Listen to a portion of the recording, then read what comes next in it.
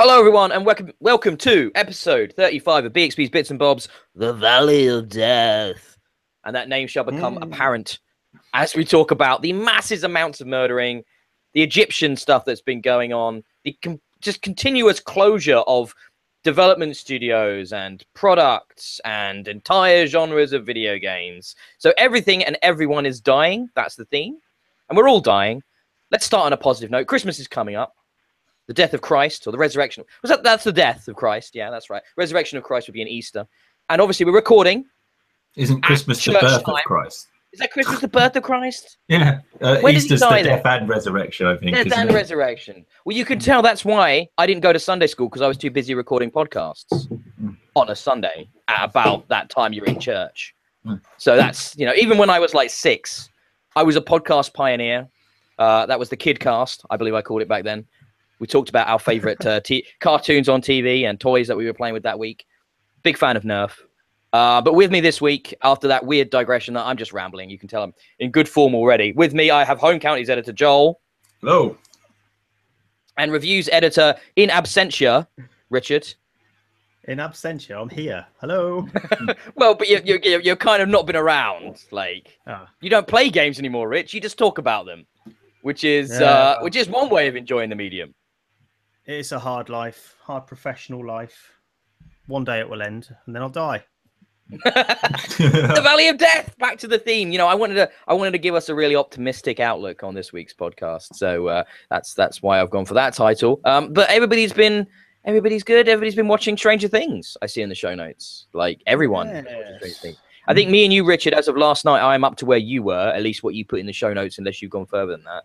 I'm a little further. I think I'm up to the end of 7 now. So 7's the one that digresses, though, isn't it? And goes away from Hawkins. Yeah. Okay. We won't. No spoilers. Joel, where are you up to?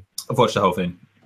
I knew you were going to say that. I knew it. But don't spoil how it ends, because the end of 6, I'm like, damn, that was cool. It sort of started slowly this season. I felt it maybe spent too much time setting the scene again, even though it was sort of like the second season. I didn't feel like I needed so much setup, but then it kicks into gear, and it's just like I did 3 episodes last night back to back. I couldn't stop.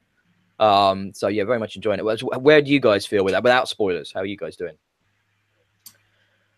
I like all the throwback stuff. There's real nods to, like, really overt nods to 80s sci-fi all the way through this, and that was obviously from the first season as well, but there's more in this. The Ghostbuster stuff, the aliens throwbacks, there's loads of good fun things in this that if you grew up in the 80s and you like that sort of thing, you'll dig it.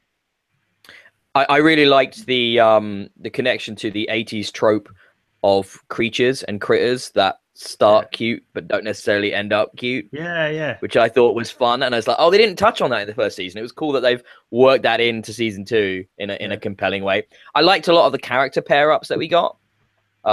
Sort of unexpected characters coming together. There was a lot of expected stuff as well, and I really like Sean Astin's character and his introduction. I really enjoyed him as this kind of like normalcy. The sort of the grounding, so that you can kind of come back into the show a little bit from his perspective.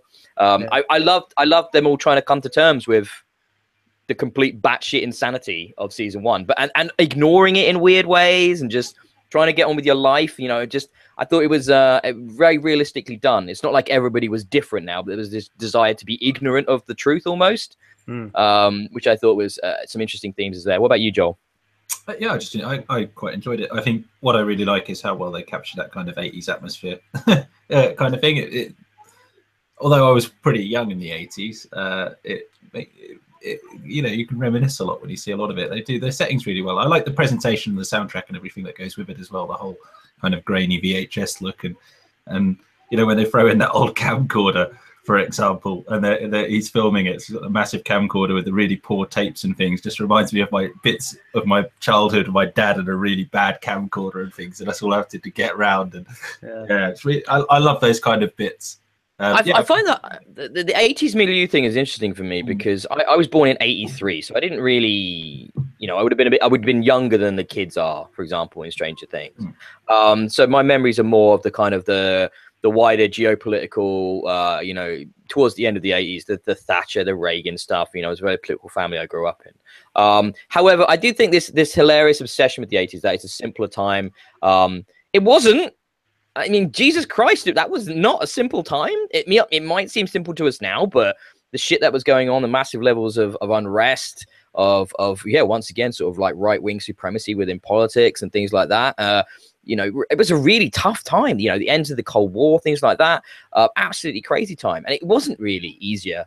But I think it's interesting how we have this desire to look back and we have this sort of rose-tinted goggles. And what we're seeing in Stranger Things isn't really a reflection of the 80s. It's a reflection of the sort of the TV and movification elements of that era. You know, it's not really reality. It's the cool stuff that we remember of it, isn't it? That's the appeal, I guess.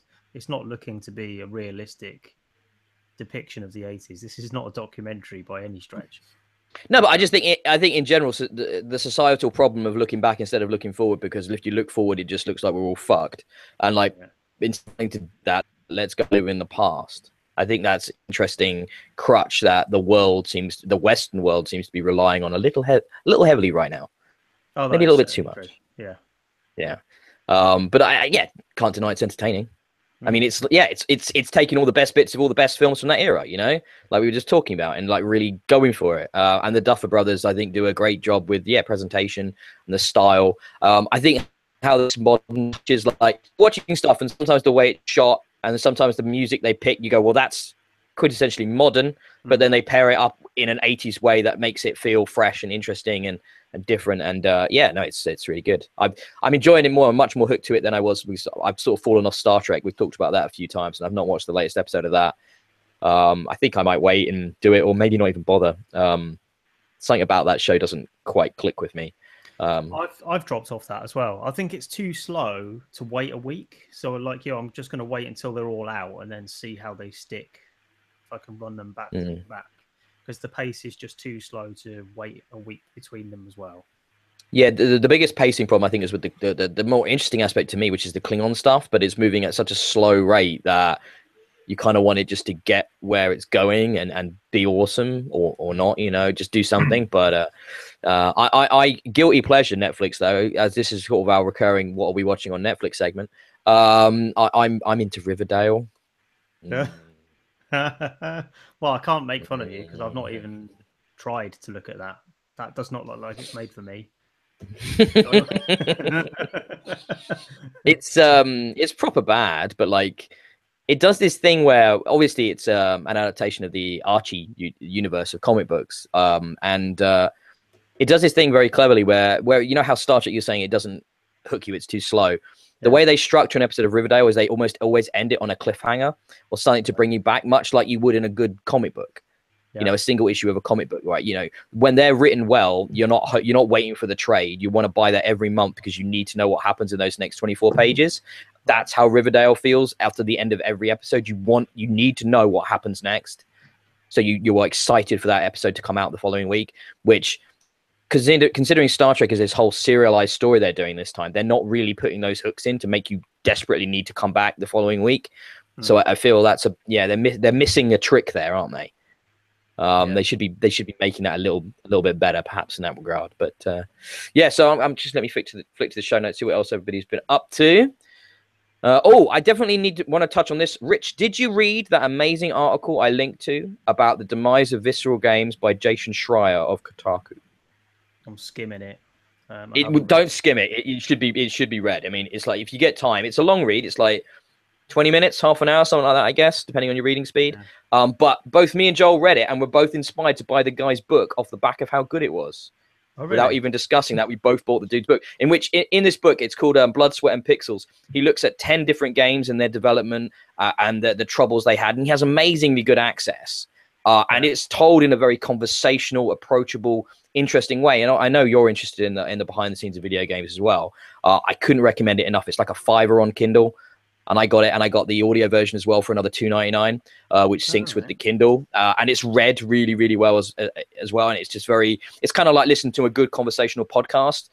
You can just chill out, learn some stuff about games you care about. It's flipping awesome, isn't it, Joel? Yeah, it's Really very factual, and you've got these 10 case studies. I'm halfway through the first one, which is looking at Pillars of Eternity, isn't it? Yeah. The story about how they had to turn to Kickstarter, how they got abandoned by their publisher, and it captures a lot of perspectives. It's not just the studio managers, and it's got the developers, the staff, and yeah, it's very neutral and just factual, which I'm quite enjoying. And it's just a really interesting background into some of these things that we hear the end of, normally quite opinionated or skewed in one way, fashion or the other with some bias. But this is just exactly what happened from the horse's mouth, basically, and you can form your own opinion. It's really nice. There's not enough of this in the video game industry because there's so many NDAs, and lots of documentation, and people don't want to ruin their own careers. Somehow Jason's got a lot of people to go on record, but also he's got a lot of anonymous sources as well in this book. But I think journalists are sometimes reluctant to do pieces based on anonymous sources because it lacks the credibility to a lot of people. But I think what I've seen with Jason's stuff, Schreier's stuff, is that people have such a desire to find out these things that they don't care if it's an anonymous source. Do you trust the author? And in Jason Schreier's case, I do. I know he's not making this shit up. I believe in the legitimacy of it. So therefore, let's find out about these. And out of these 10 games, there's ones you would have played. I haven't played Pillars of Eternity, but I now want to, because I'm really curious about it because of what they went through to make it and stuff. And then there are games in there, big games. There's Uncharted in there, Dragon Age Inquisition, which obviously I already heard about a lot of the problems they had getting Frostbite to work for that kind of game. So there's lots of stuff in there, which is definitely worth checking out. Couldn't recommend it enough, mate. Really, really good. I have already bought it. Look at that. That's like live. Happening live. Brilliant. Oh, good, man. I hope you enjoy it. Looking at the rest, not. Oh, did we all go see Thor? Yeah, I've not seen it. I'm not confident I'll get a chance to go to the cinema. With my wife ready to give birth any moment now. Going to the cinema is kind of like not the evening out we can risk. No, that is fair enough. Yeah. Joel's expecting his second little baby any day now, pretty much. Yeah, is that right? It could happen any moment. In fact, moment. I could even have to leave the podcast. My wife could go. That would be the most dramatic thing to ever happen on a podcast if you did. So that would be great. I'd probably have to change the title to like The Valley of Life. So, very poetic if that happens. So can you encourage her? I think that'd be a really good beat. Put it towards like the last 20 minutes of the show. Would give me and Richard a little bit enough time to talk about it, react to it. But we don't want to leave you too soon. So give her a nod, see if she can squeeze it out. Cool? No, not how it works. She bought a pineapple. I've not had a baby. Oh, okay. which is apparently rumored to help bring birth on. Is that true? Pineapple? Oh, okay. No, I think it's just an old women's folklore, but yeah. Depends where pineapple is curry, I think they say. Well, if there's going to be anything that has a lot of old wives' tales around it, it would be childbirth. Yeah, I mean, that's inevitable, isn't it? So, Richard, you and I saw Thor. Yeah. What'd you think? I kind of enjoyed it. I don't know if they're getting a bit old now. What do you think? That's very similar to my feeling. I like the fact that it was trying to do something different and be a straight-up comedy for the most part. However, even with that, I am getting tired of it all. And I am one of the most... Like, when these films started 10 years ago next year, is what it was. I was massively into Marvel, huge into the comics. It was like a dream come true. I couldn't believe the shit was coming to the big screen. It was amazing. And now I'm just a bit bored. I don't think I'm sick of superhero movies because I really loved Wonder Woman. And I don't know. I guess that took things a little bit more seriously. It wasn't just joke after joke. You didn't like the comedy? I didn't feel like it really took me anywhere. It was just padding for time. Certainly the opening half hour, it was just meandering bullshit, just an excuse to fit characters in from the rest of the Marvel universe just to say that they've been in it. I don't know, just seemed not to really achieve anything for at least half an hour. And then when it got into the good stuff, pretty much when Hulk showed up, I'd kind of been turned off already. It did win me back a bit, but it is feeling rather stale.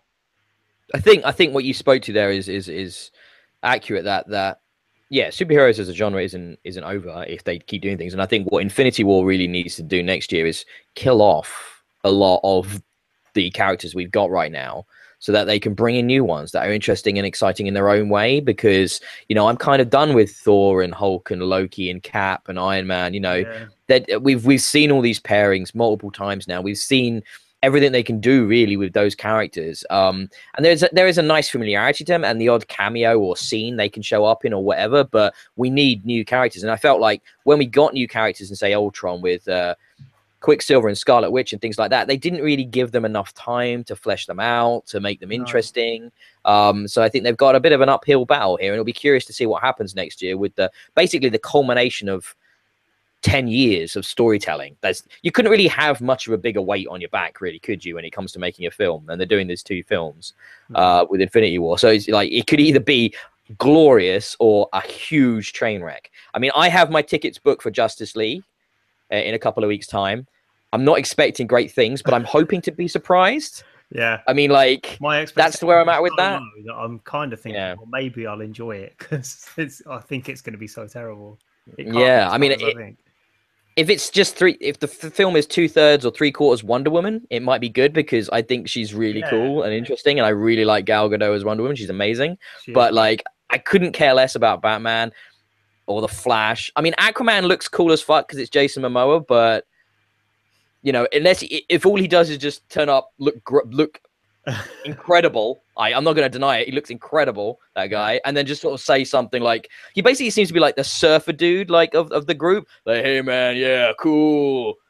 Audacious wave, man. And that could get old real fast. Yeah. So like, I'm curious. I'm very curious.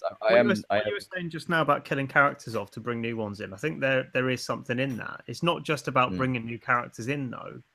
I think it's just having that element of jeopardy that the Marvel series just does not have. Nothing is at risk. It really doesn't. And that's probably what made Wonder Woman stand out, because there is loss, there is jeopardy in that film. Is there? Who dies in that film? I'm not going to spoil. Oh, the main guy, Steve Trevor dies, doesn't he? At the end. Yeah. Well, and the entire village. So and lots of people, because it's World War One.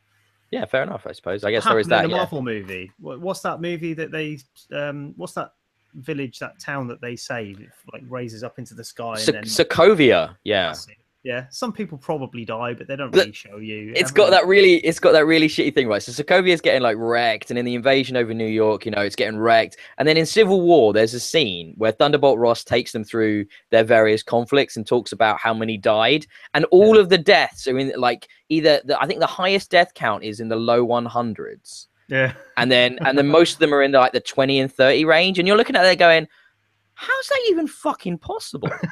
Like, most of Manhattan was seemingly destroyed, and then in that one, a whole city got destroyed. So how did you only lose like 80 people? I mean, I fucking, that's crazy. But obviously, it's a Disney movie, so you can't say 20,000 dead. You know, you probably can't really get away with that. This is it. So the tone in Wonder Woman, when she's like, "Yeah, I've just saved an entire village." No, you ain't. It's man, makes it more interesting. Yeah, and that's subtly. I like the way that scene is done, where it's like you get just enough to build a relationship with that village and stuff, don't you? In the previous scene, and they have the drinks and they have a bit of flirting, and then they go off, and it's like then he launches the gas and he comes back and they are all murdered. Yeah, and you're like, oh, okay, no, I really cared about that. That was nicely done, deft touch, which you don't often see in a superhero movie. But yeah, Justice League, curious. Well, I'm sure we'll talk about it on a podcast, almost certainly. Well, me and Richard at least will definitely go to see that. Joel may be a little bit busy. So shall we move on to some video game stuff? Should we get onto the news? Let's talk about all the things that have died in the last 2 weeks. So Toys to Life is done. That shit is over. And I remember when that shit, like, Skylanders happened, and then Disney Infinity happened, and then Lego Dimensions happened, and everybody, am I missing any? They're the main three, weren't they? Well, you're missing everybody which are still going.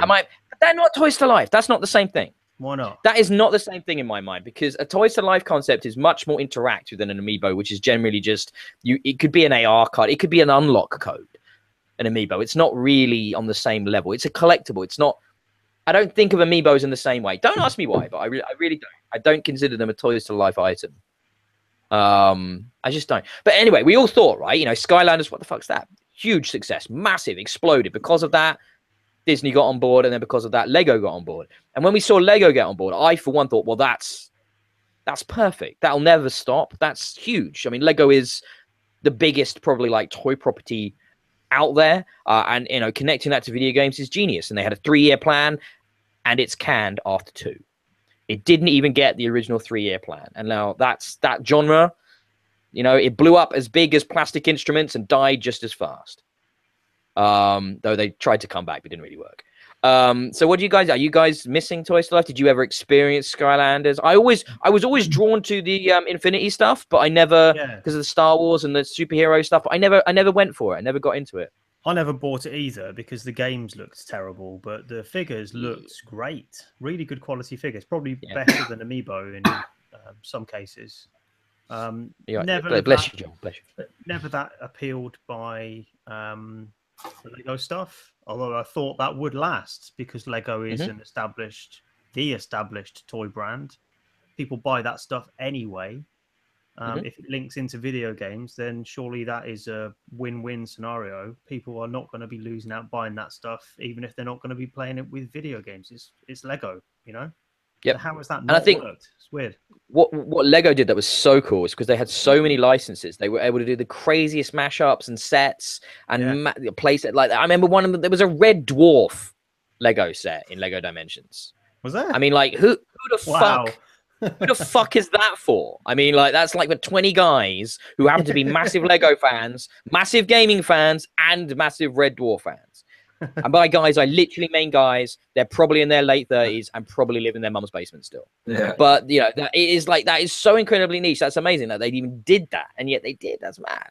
But I love the Dimensions concept. Again, I never actually went for it, but the mashup element of being able to put together these properties and licenses into your own game experience that they would never, ever, ever be in normally. I thought that was super cool, and it didn't work. It's not. It's the overheads must just be too high for production to what's selling. So they've had to can it. They're obviously not making the returns, are they? No. The Dimensions one, I'm a kind of a bit. I was looking in some senses forward to Dimensions. I read a brilliant story when it launched about a reviewer who's got himself a Dimension set and sat down with his son, and you start the game, and then I think the Dimension set doesn't include the instructions itself. You have to play a bit of the game, and then part of the game is about how you build the portal to then put the figures in. So the instructions come up on the screen, and you open the bags and you build the portal, and then and then so it's not sort of like you get the set, you build it, then you play. The game and building of the set were all sort of intertwined with each other, and I thought that sounded amazing. I was thinking, I'd love that when my son's old enough to sort of sit down and follow that through. Can't talk about how the expansion sets and whatnot work for it, but that concept that I read about there really sounded appealing to me. So it's kind of a little bit upsetting. Well, I might have to try and buy a cheap set and hold it aside just so I can go through that. You should be able to pick up a lot of that shit at super reduced prices. I would have thought now, so that would be the way to go on that one. But I might do the same, to be honest. I might pick up some of it just because it will be cheap, and I was always curious about it. And Lego is cool. I mean, I've got some friends that, and you probably do as well, Joel, that are massive into Lego, that collect them, adult collectors. Like if it's Star Wars, or usually it's Star Wars, to be honest. Most of the guys I know who are into it, they love their Star Wars Lego. And they'll have the sets built up, glued up, hanging from the ceilings, permanently made, Star Destroyers and Death Stars and stuff like that. So there is an enduring appeal. Christ, Lego just had a reality TV show on Channel 4 in which a bunch of teams competed over being the best Lego builders. And that was on like a terrestrial channel. So that gives you an idea of how sort of pervasive Lego has become as a brand and as a hobby. So for that to fail, for Warner to pull the plug on it it's a thing. It's a big thing. Should we move on to another dead thing? Okay.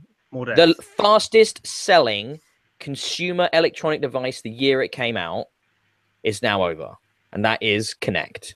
Do you remember that? That thing sold on the 360 when they brought that accessory out faster than anything else that year. Yeah. And after 2 iterations, it was all bullshit at that point. All smoke and mirrors, yeah. So after 2 iterations, we had one that launched forcibly in every single Xbox One box. So by default, all 3 of us had one. I actually had 2, weirdly, because second Xbox I bought also came with another one. Kinect is done. They are no longer manufacturing them. The One X, which is about to launch at time of recording, doesn't include one. Doesn't even include the port for it. So this thing is dunzo. Predominantly, I use Kinect to turn my Xbox on. That's probably the most enduring memory I have of it. I can't really think of any games that enabled the camera that I played and really enjoyed and were memorable. Can either of you? Through is probably the only one. Go on, tell us about Through. Through was like an indie project, wasn't it? When Microsoft was singularly failing to bring out anything that utilized Kinect in any useful way, and this is the original Kinect we're talking about. Through was a sort of homebrew project that used the Kinect camera to bring the player physically into a 2D platforming world, and the player themselves would be part of the platforms that the on-screen character would jump across, and that was genius. So you'd have kind of a two-dimensional world, not in the sense of it's on a 2D plane, but there's a world within a world, and one is uncovered by your presence on screen. So if you move your arm across the screen, you'll uncover platforms that you didn't necessarily see before, or you might block platforms out or block enemies out or something. So your body is contorting to provide a path for the on-screen player. And that sounds like a sort of forced use of the camera, probably not the way it was meant to be used in the first place, but it worked, and it turns 2D platforming into a really sweaty endeavor. It was actually quite tiring. So yeah, I really enjoyed that, but I can't think of much else that used that camera to enjoyable effect. I suppose there's the Kinect Adventures thing that came out originally. That was a novelty. Dark Dreams Don't Die was funny, but it didn't really need Kinect. It could have worked. Is that D4? Yeah. That was the Suda game? Swery 65. Swery game. Swery. Sorry, I always get those two confused. Yeah. Swery game, yeah. I never played it, but I didn't even realize it was Kinect. Yeah, it's entirely Kinect controlled, but didn't need to be. It was basically a point and click thing. You could have just walked around with a pad. But that was fun. Well, I can't think of anything else that was worth using it for. Kinect Sports was the sort of the most often tried, but never that successful. So, what about you, Joe? Any memories? It's been dead for a very long time, hasn't it? I think it has. In manufacture now, it died when they decided to unpack it from the box, because at that point there was hardly any games being made for it at all. Certainly now there aren't any games, and that was the whole point of it. I mean, it's only lived on as a sort of UI interface, and that's not what it was intended to be. So the Kinect concept died long ago. I'm trying.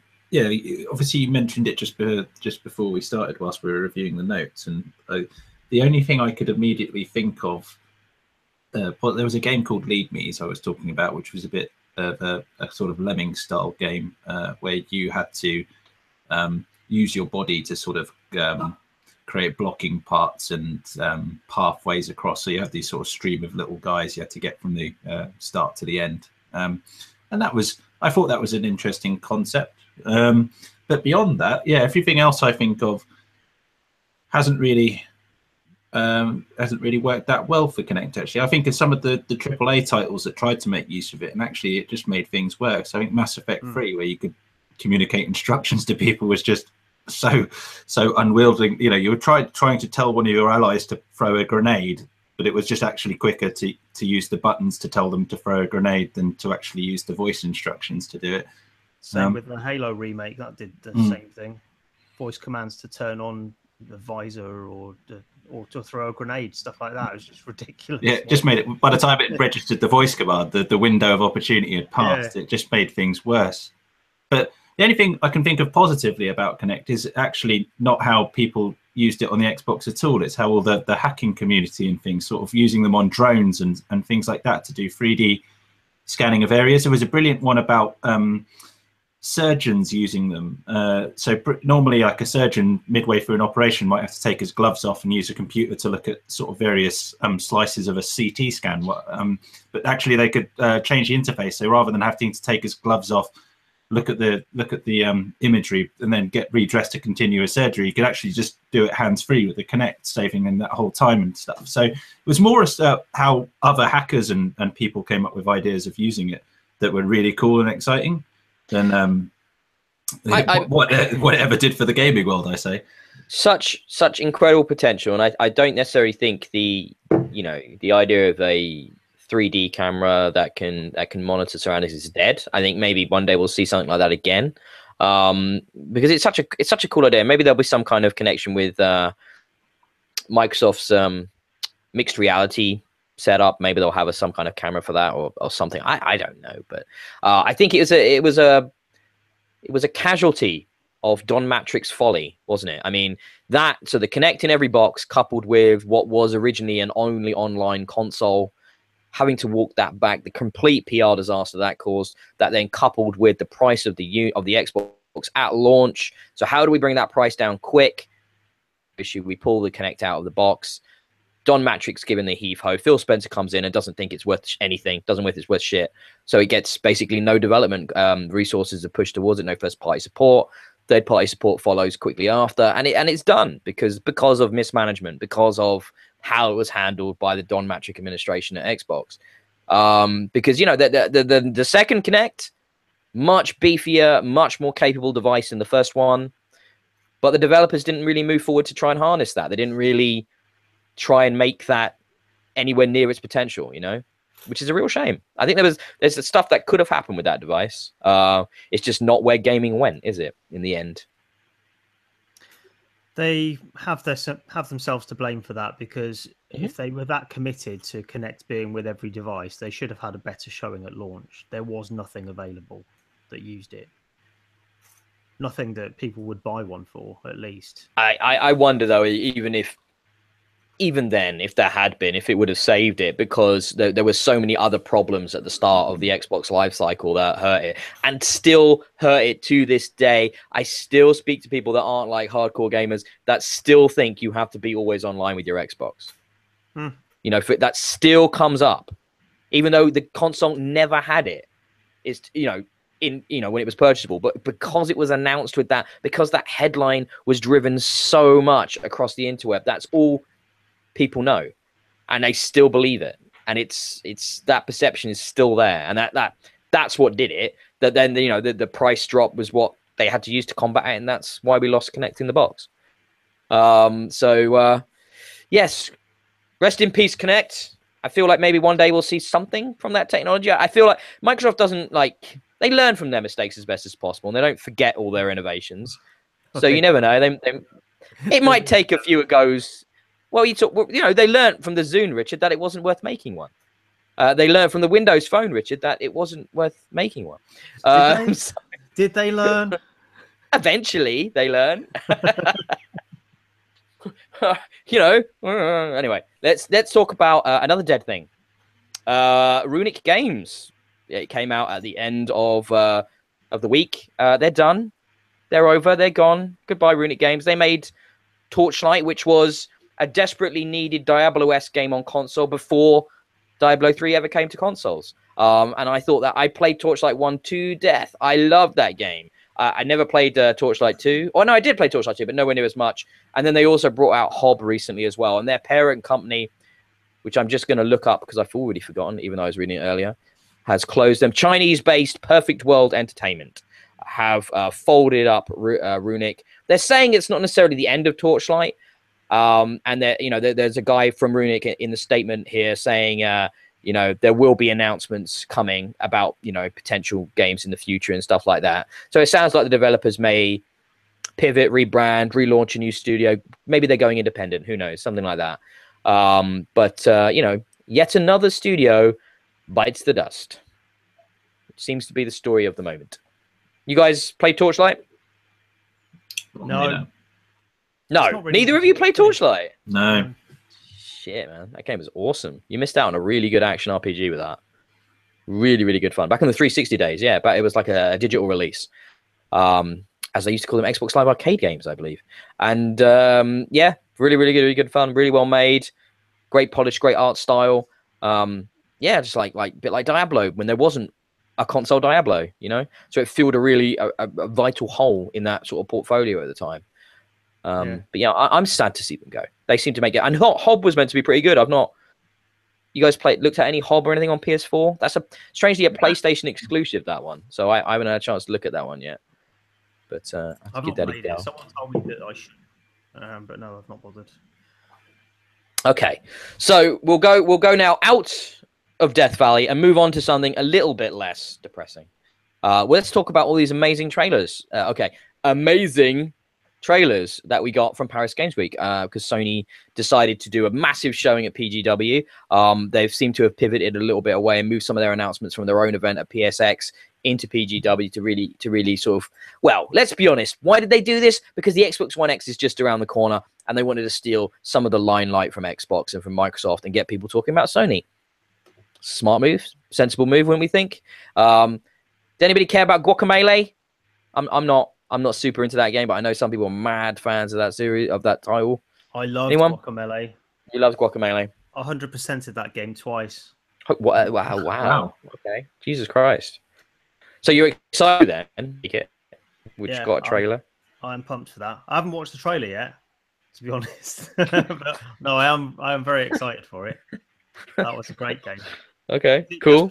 Is it just PS4 or is there a Vita? It's all I know is a what version? Vita. What's that? Oi, still going. Remind me what it is.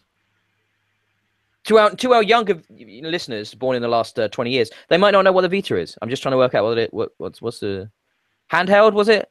Sony handheld. That's the one. OLED screen. Oh no, it doesn't have an OLED screen anymore. So they took that out, didn't they? With the new version. So yeah, mine did, but I don't know. I haven't watched the trailer either because frankly I don't care because I don't love Metroidvania games.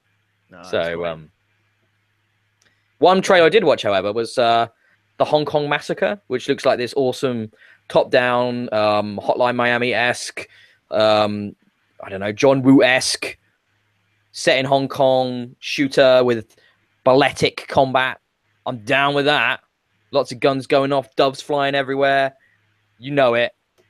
I really like Stranglehold. Did you guys ever play Stranglehold back in the day? Yeah, the John Woo. Nobody. Yeah, it was fucking awesome. It's a proper sequel to a Hard Boiled starring Chow Yun-fat. It's an amazing game. So anything in that genre, I'm a big fan of. So I'm excited about the Hong Kong Massacre. That looks really good. Skipping through a lot of these, so I don't care. Joel, did you want to throw up any of the VR games? Because I didn't really look at those. The only one that I'm quite keenly interested on and I've been following for a while is the Ace Combat game, which is due to come out early next year. I'm pretty excited about that. I do, for some reason, like military fight simulators, and this one isn't really so much a flight simulator. It's very arcadey, so you get like 80 odd missiles and things like that. It's good fun and it's pretty crazy. I love the ones on the 360. So yeah, I think it will work quite well in VR, obviously, because you're a pilot, so you're stationary in your seat and things. I think it will be quite difficult. I'm looking forward to it. Yeah, that's the one I'm quite excited about.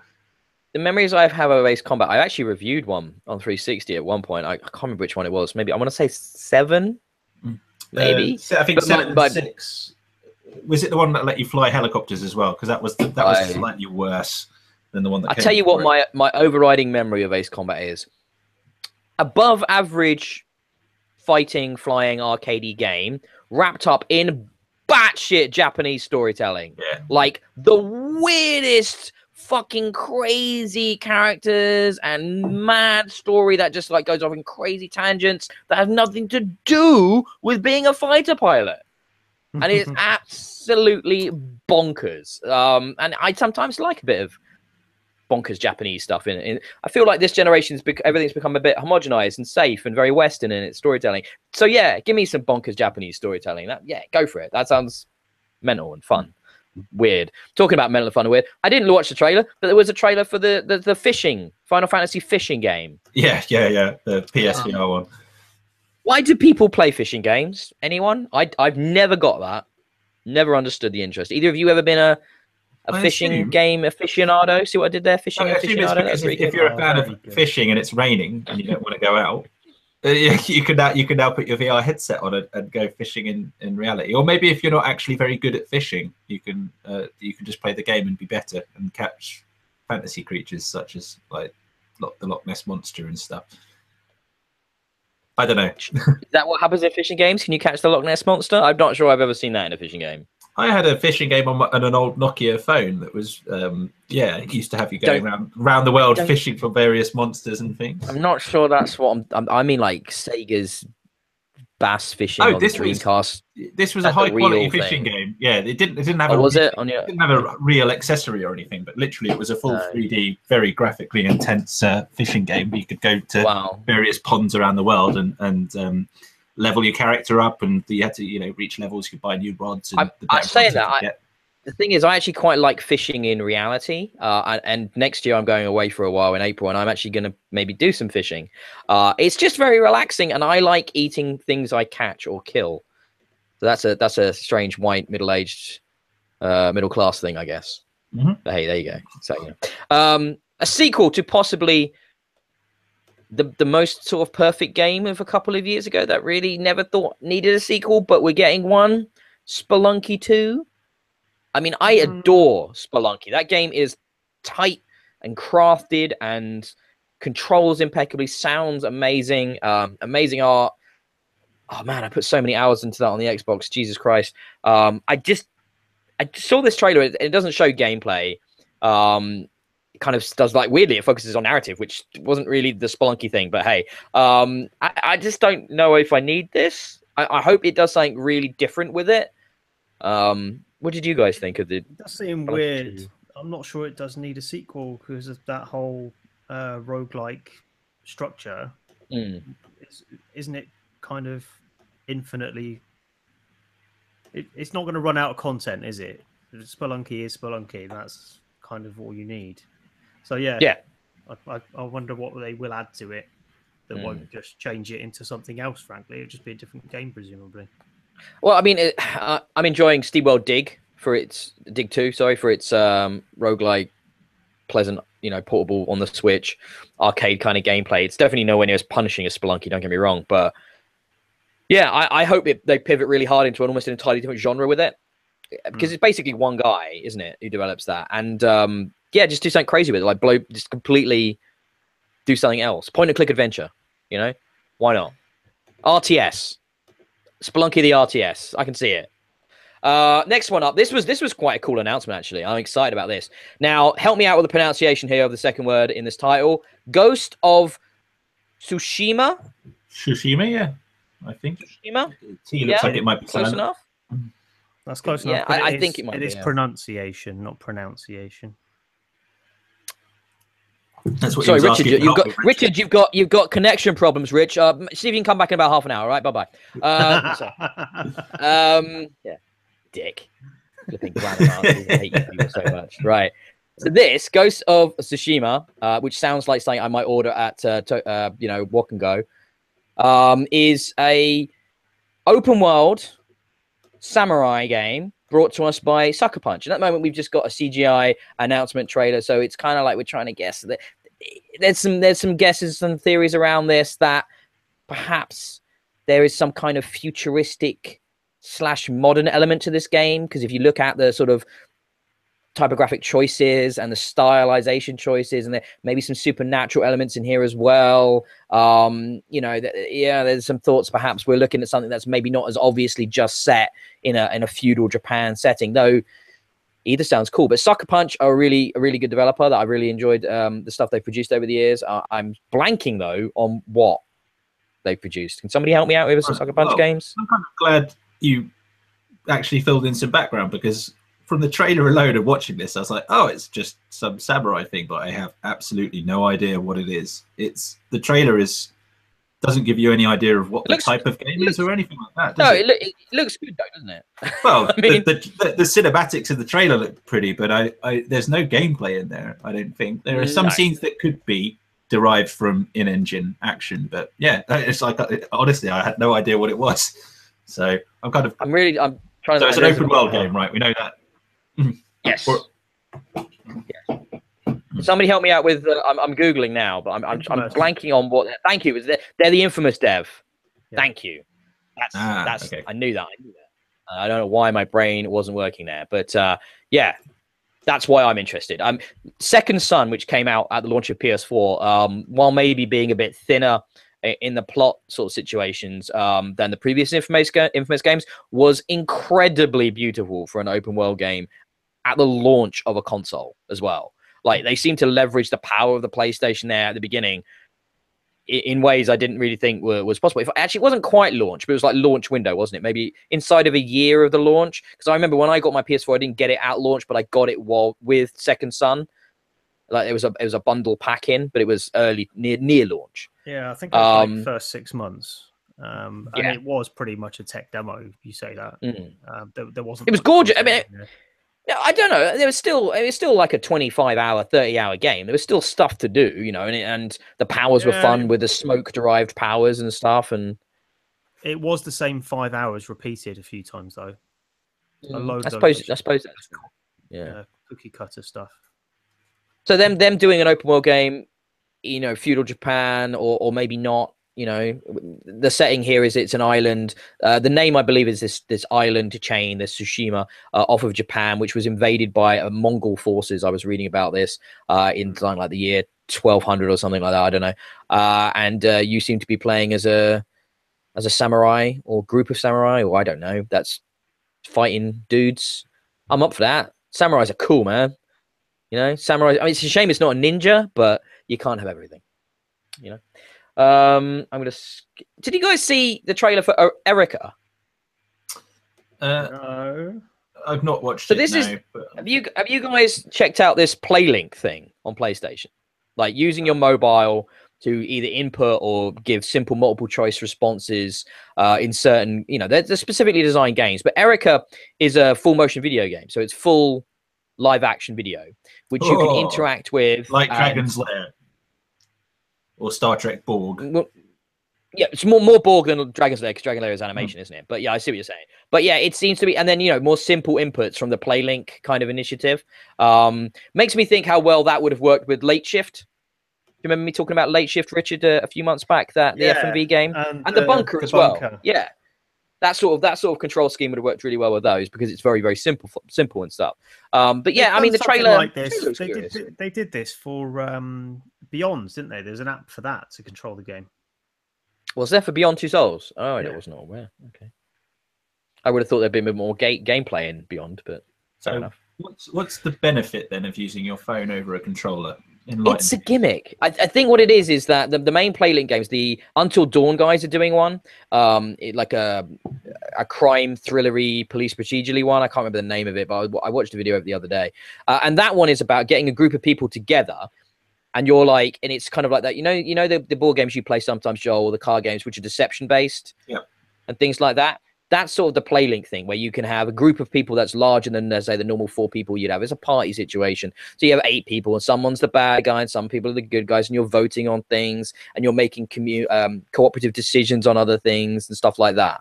And, you know, the phone element means that you can get interactive information on your phone that will only be on your phone. It's your hand, essentially, isn't it? Yeah, in your hand. So, because if you think of it that way, there are gameplay facets and elements that could be used in a party situation. However, the Erica demo didn't seem to be a party-focused game. It seemed to be more of a single-player experience. So I don't know exactly what the point of that is, but it's just another control input. I don't think it's particularly different. I imagine they've done it with Erica because it's predominantly a low level of interaction, because it's an FMV game. Yeah. So it doesn't need a controller, and it's a gimmick. It's a way of selling this new concept, isn't it? So, maybe it's to broaden the demographic a little, because there's probably still quite a lot of people that are turned off by traditional controllers. All those buttons are complicated, aren't they? But if you buy a PS4, but you're going to buy a PS4 only play PlayLink games because you don't like the controller. No, I mean, if I've bought a PS4, but my wife won't ever touch it. But if there's a game that she can play on the phone that she's used to using, and she's not going to be scared off by like a gateway experience. Yeah. And she started playing that, and she said, "Oh, well, maybe I will give the controller a go. It can't be that hard." And then she's playing other games, and she bought 6 PlayStations and 4 Sony TVs, and it's just like, "Oh my god!" Like, okay, yeah, makes sense, yeah. There was a Far Cry 5 trailer showing off the co-op stuff, which is quite similar in tone to the previous co-op stuff in Far Cry games, which is this more anarchic, crazy thing that they go for. That is not the element of Far Cry 5 I'm excited about. I can't wait to kill right-wing cultists in Montana. That's very excited about that next in February. That's going to be great. All right, this is something for both of you guys, though. So they unveiled the trailer for the Curse of Osiris DLC for Destiny 2. Is it going to bring either of you back to the game? Because I will go back and I will play this and see what the content is like. But I have basically not played Destiny 2 now since initially like caning it in those first 2 weeks. It's unlikely. Yeah. I won't go back because I've bought it, so I've got to at least try it. Yeah, so have I. Yeah. You've both already bought the DLC, have you? Yeah. Yep. Yeah. Okay. No, I've not bought it, and I've not gone back either. I was waiting to see if we could organise a time to have a go at doing the raid, and that's about where I'm at with it. Basically, it's the only piece of content I feel that I've still not explored in the game, but I've not been hankering to go back much really. I've not. I don't know why. I'm just not enjoying it as much as the first, but I don't think it's anything on Destiny 2's part necessarily. I guess it's just more of the same, and I'd already tired out of Destiny, and hence Destiny 2's just not feeling original or new enough or doing anything special enough to make me want to go back to it, really. I get the feeling a lot of people have bounced off it in the same way, probably for the same reasons. I noticed it's dropped in price in shops now. It's down to 35 quid. That did not happen with Destiny first time round. And I kind of hope, in a sick way, I kind of hope it fails a little bit, because it would be nice for the industry to step back from that precipice. Everything is going the way of Destiny with the loot, and it's all got to be that microtransaction-y massive grind that doesn't let you play any other game sort of thing that is really turning me off from games at the moment. So if Destiny 2 sort of stumbles, then that's a good thing for me. Valid. Either of you guys Monster Hunter people? I've never been into it, so it's very hard for me to get excited about this new Monster Hunter on PS4 and Xbox. No. We'll skip that. There was a trailer, but it's not my thing. Onrush, a new full-on arcade kind of crazy over-the-top action racing game by Cody's, masters of the racing game in the UK, one of the best developers for it. I love what they put out for the most part with their F1 games. To see them taking on an absolutely bonkers arcade game in the racing genre. What do you guys think of that? Did you watch the trailer? It looks insane. Like, it does look bonkers, doesn't it? It looks good fun. Yeah. It looks like a proper either sit down on your couch or play in a party kind of thing. It just looks kind of elementy of, it's not quite Micro Machines, but it makes me think of a game that when you play Micro Machines with your friends, it'd be like that.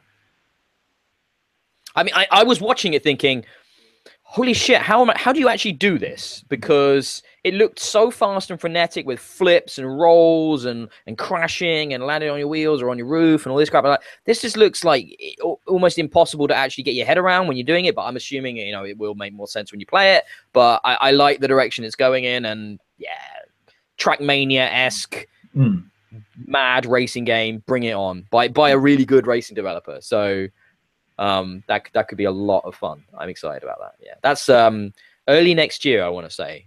I think they put a date for that, but I might be wrong. We got summer an actual kind of summer next year. Okay, so we got a story trailer of Marvel's Spider-Man. So a little bit more of an idea of the setup for this particular Spider-Man game. From it's Insomniac, isn't it? Yeah. So the not just sort of a bit of gameplay without context like we got at E3, but now we get an idea of what Spider-Man, where he's at in his life. He's not a kid. He's not like the Homecoming Spider-Man. He's a bit older. He's paying rent. He's working, that sort of stuff. But Miles Morales is in there as well as Peter Parker. So it's going to be interesting to see how those play out. And it's Mr. Negative as the villain, which isn't necessarily who I'd have gone for in a Spider-Man game. He's a bit of a minor level one, but I guess that gives them a bit of options and freedom in storytelling to do maybe some different things with it. But yeah, a gorgeous, massive open world Spider-Man game made by the Insomniac guys. Sunset Overdrive guys, yeah, that's going to be fucking amazing. I can't wait. So I'm going to be getting that. That sounds sweet. it really does. And did you see the story trailer? If you haven't yet, Richard, I know you've been busy. Check it out. Yeah, it's going to be good. It's going to be really good, I reckon. Looking at that. Hope so. Yeah, a bit nervous. I don't want the story to. I don't mind the story, but I don't want it to intrude on gameplay. And a lot of the action sequences look like they'll be kind of the QTE style things, which I really just don't like. I'd rather they just let me watch those parts and then enjoy the rest of the game. So I hope more Arkham Asylum, Arkham City rather than Arkham Origins. The cool thing is, at least if they have Arkham Knight or City Combat, at least in Spider-Man, the idea of being able to predict where attacks are coming from makes sense because of your Spidey sense. So there's an in-universe reason why he might be able to expect a punch coming at him at the back of the head to counter. So at least there's that. We got some gameplay in God of War. It was quite a short little trailer. That game is still looking very interesting and really cool and different for that franchise. I'm a bit dubious. I've never been a big God of War guy. However, this does look like a great, there's a reason there's no number at the end of this title.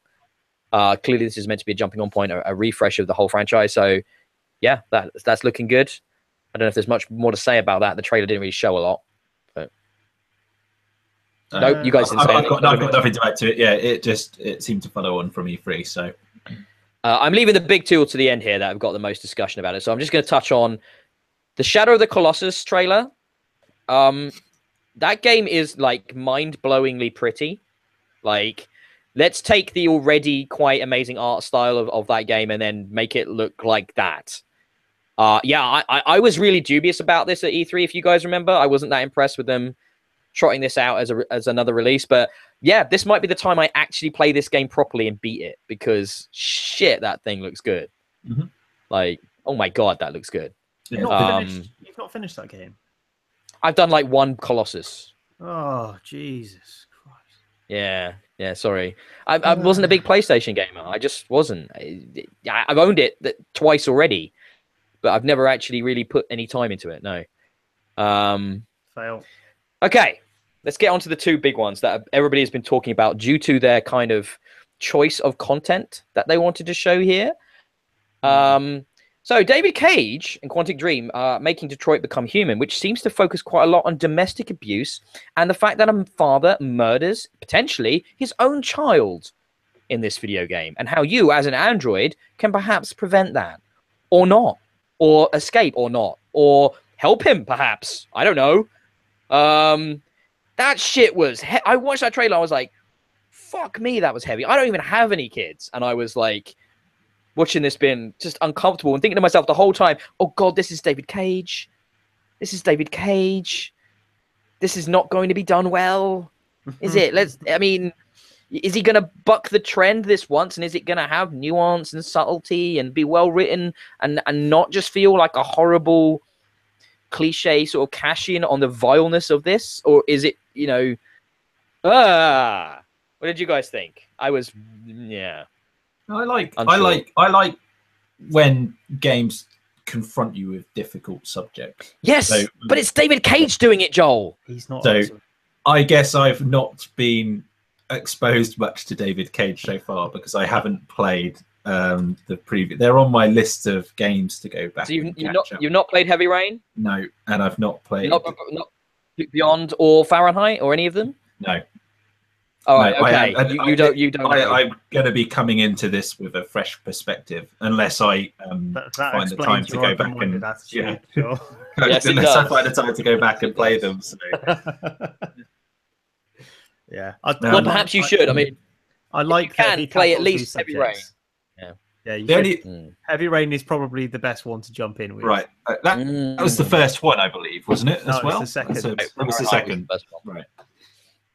The only other thing I'd say about the trailer is there actually any game left for me to play? Any stuff? Because it seemed to tell the whole story in its own right, except for the. Okay, so the game. You get the choice, and perhaps you can alter the outcome, but it seemed. No, so the game is multiple characters. I think it's 6 different androids that you'll play as, which will all have. Remember in the E3 demo there's been two previous E3 demos, and both of those showed different perspectives. Kind of protest, wasn't it? The E3 one, yeah. Okay, yeah. And it's all going to come together in like an overarching story. And I like the themes, I like the idea, I like the characters. I want this to be great because all of those are great ideas, and it could be super powerful. But it's David fucking Cage. Oh man, it's just like Richard.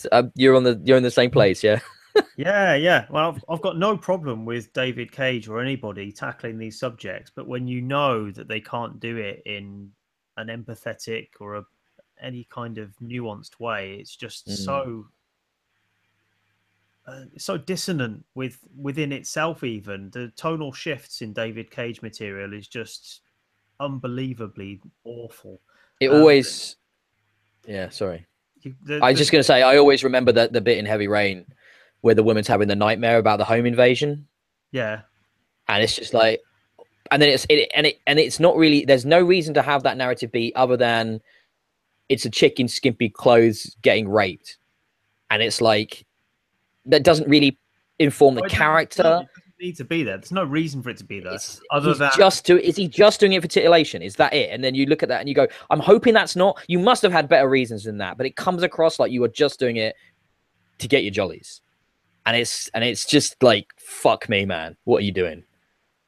Yeah. I'm back. I didn't know you'd left. There was two of you. It was really weird on my screen now, but there are two Richards on my screen as well. He's cloned himself. Yeah. Oh my god. Crazy. I was just saying, Richard, in that scene, it's just like, I want to believe you did it for more than just titillation, but it's hard to believe, when it doesn't have any reason to exist other than for the sake of it. I think I want to be more forgiving to him than that. I don't think he does it for titillation. And when he talks about the domestic abuse in this Detroit game, he said that he didn't choose it just to be sort of edgy, provocative or anything. It was just somewhere the story naturally went, and I want to believe him. Yeah, so do I. But when you look at stuff like Beyond Two Souls, I don't know if either of you guys have seen the party scene in that, where I bumped off of it. I couldn't stick with it. It was too bad. The party scene's really early. Did you not get to that? Oh, do you mean like when you say like party? This was party. Like children's party. Perhaps. Yeah, no, I do remember that. Yes.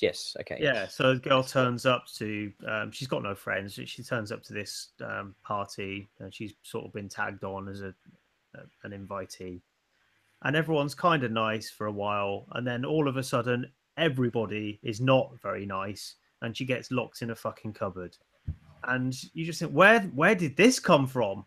David Cage, what did you grow up with? These things don't happen, do they? And it's just, this is probably quite an important thing for it to deal with a character who's not socially aware, not used to being around people. How does she sort of relate to these people of her own age group that she doesn't have any experience of relating to in her usual life?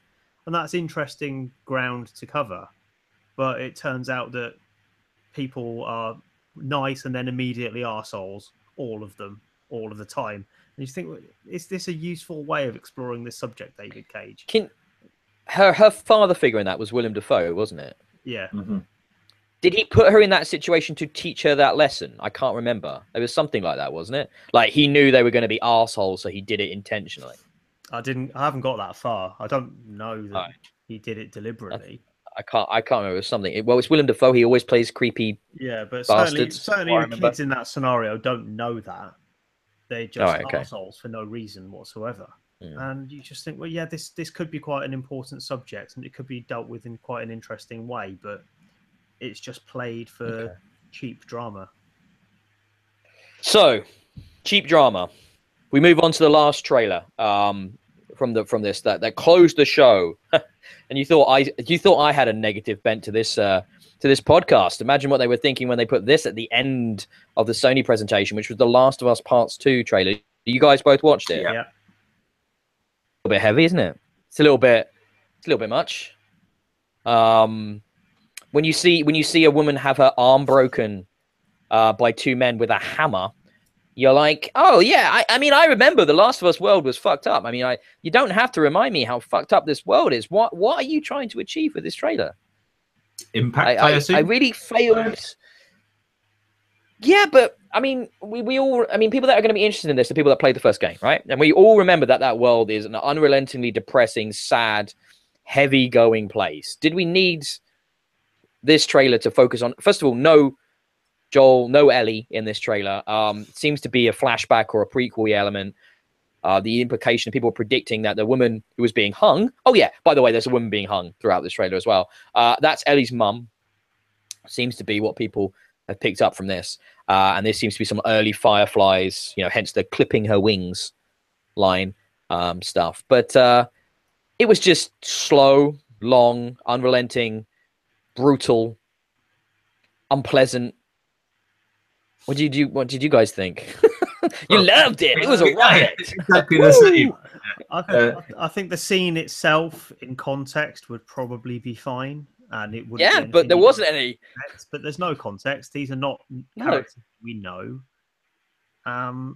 It just felt to me as if, you know, the trailers they used to put out for Saw movies, where they didn't really tell you anything about characters because it didn't have anything to tell you. It just showed you what traps were going to be in it and how people were going to be hurt. And it just felt like that. Like the message I got from this trailer was, look how gruesome and grim this game is going to be. I was like, well, I'm not in it for that. I want to care about who this is being hurt before she's hurt. Otherwise, what am I watching it for? It's just torture porn, isn't it? So yeah, I guess it'll be fine within the context of the game, but even then, I've seen it now, so the impact will be lessened. So it's kind of a double blow for me. I was disappointed with this trailer.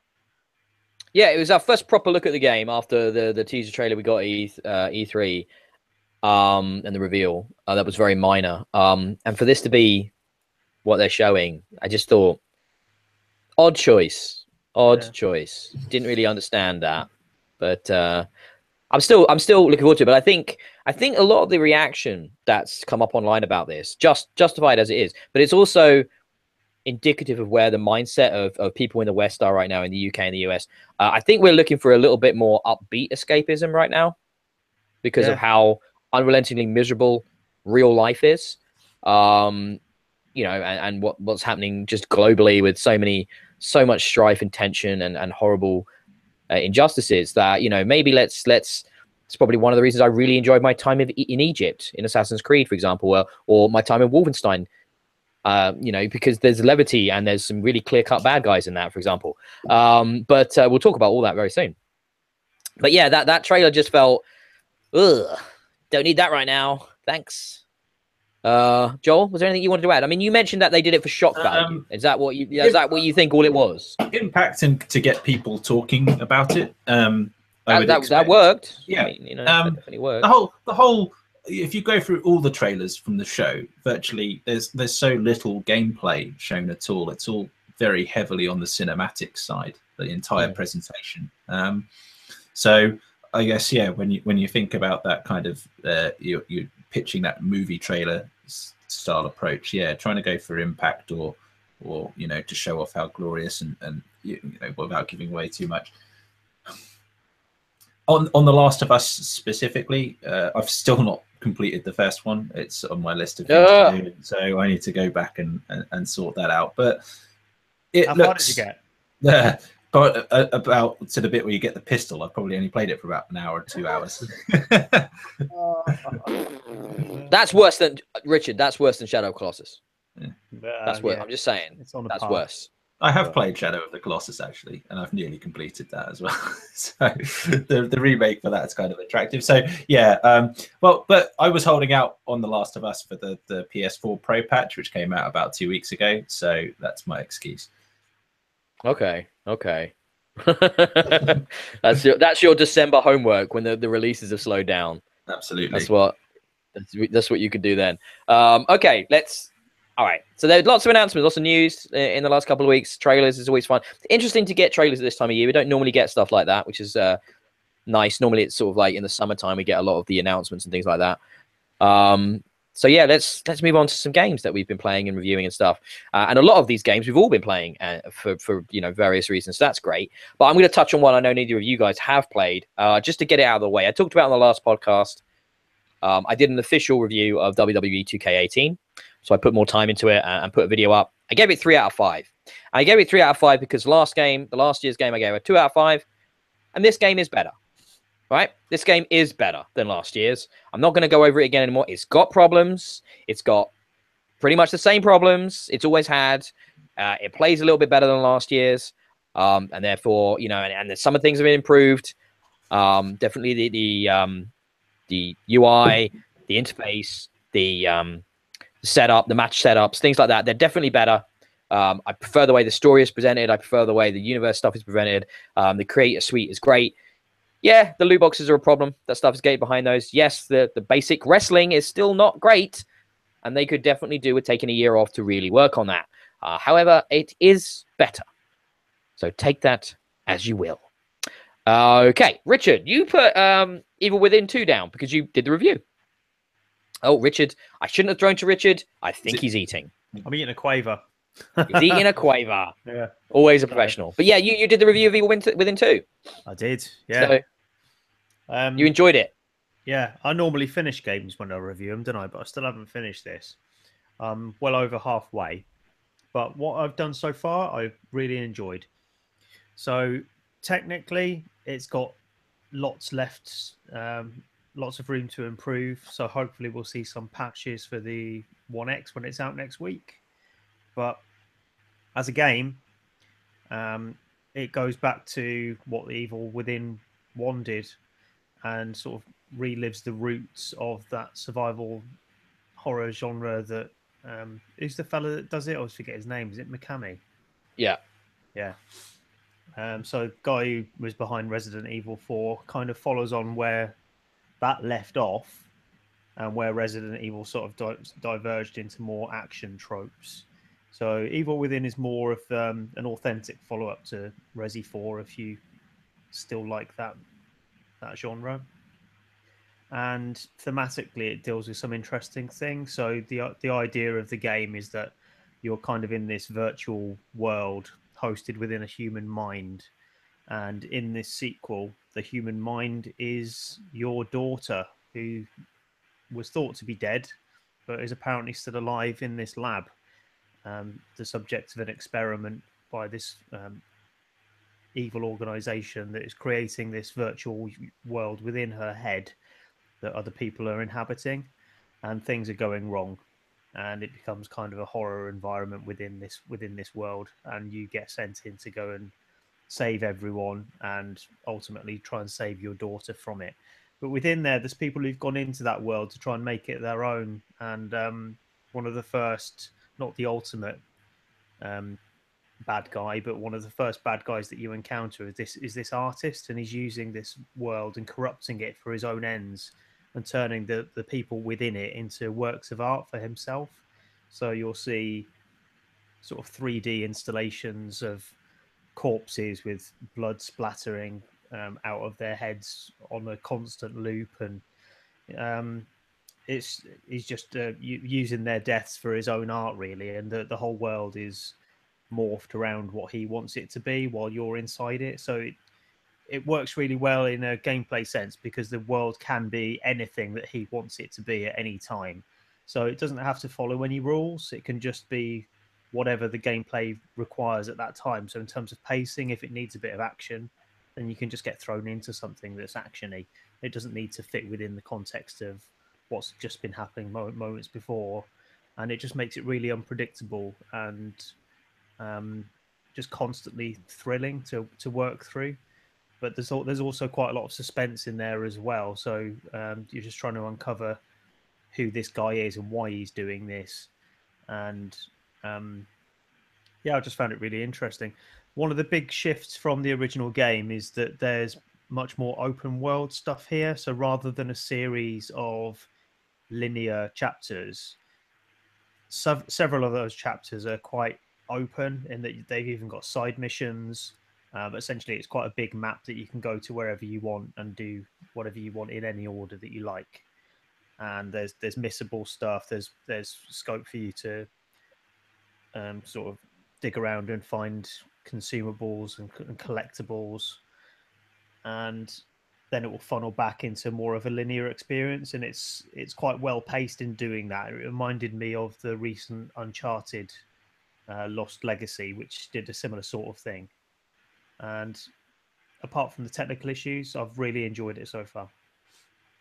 Yeah, man, it's a cool game. I really like. I like, the thing you said that it doesn't need to be restricted to a sort of consistent, realistic setting. Yeah. I really dig that, and I kind of wish more games did that. That didn't, it's a video game. Go with your crazy, mad, whacked out imagination and see what you can come up with. And as a developer, and really, let your creativity run free. And then as a player, I get to experience that. That's awesome. That's really cool. And I really dug that element of it. Yes, very, very good.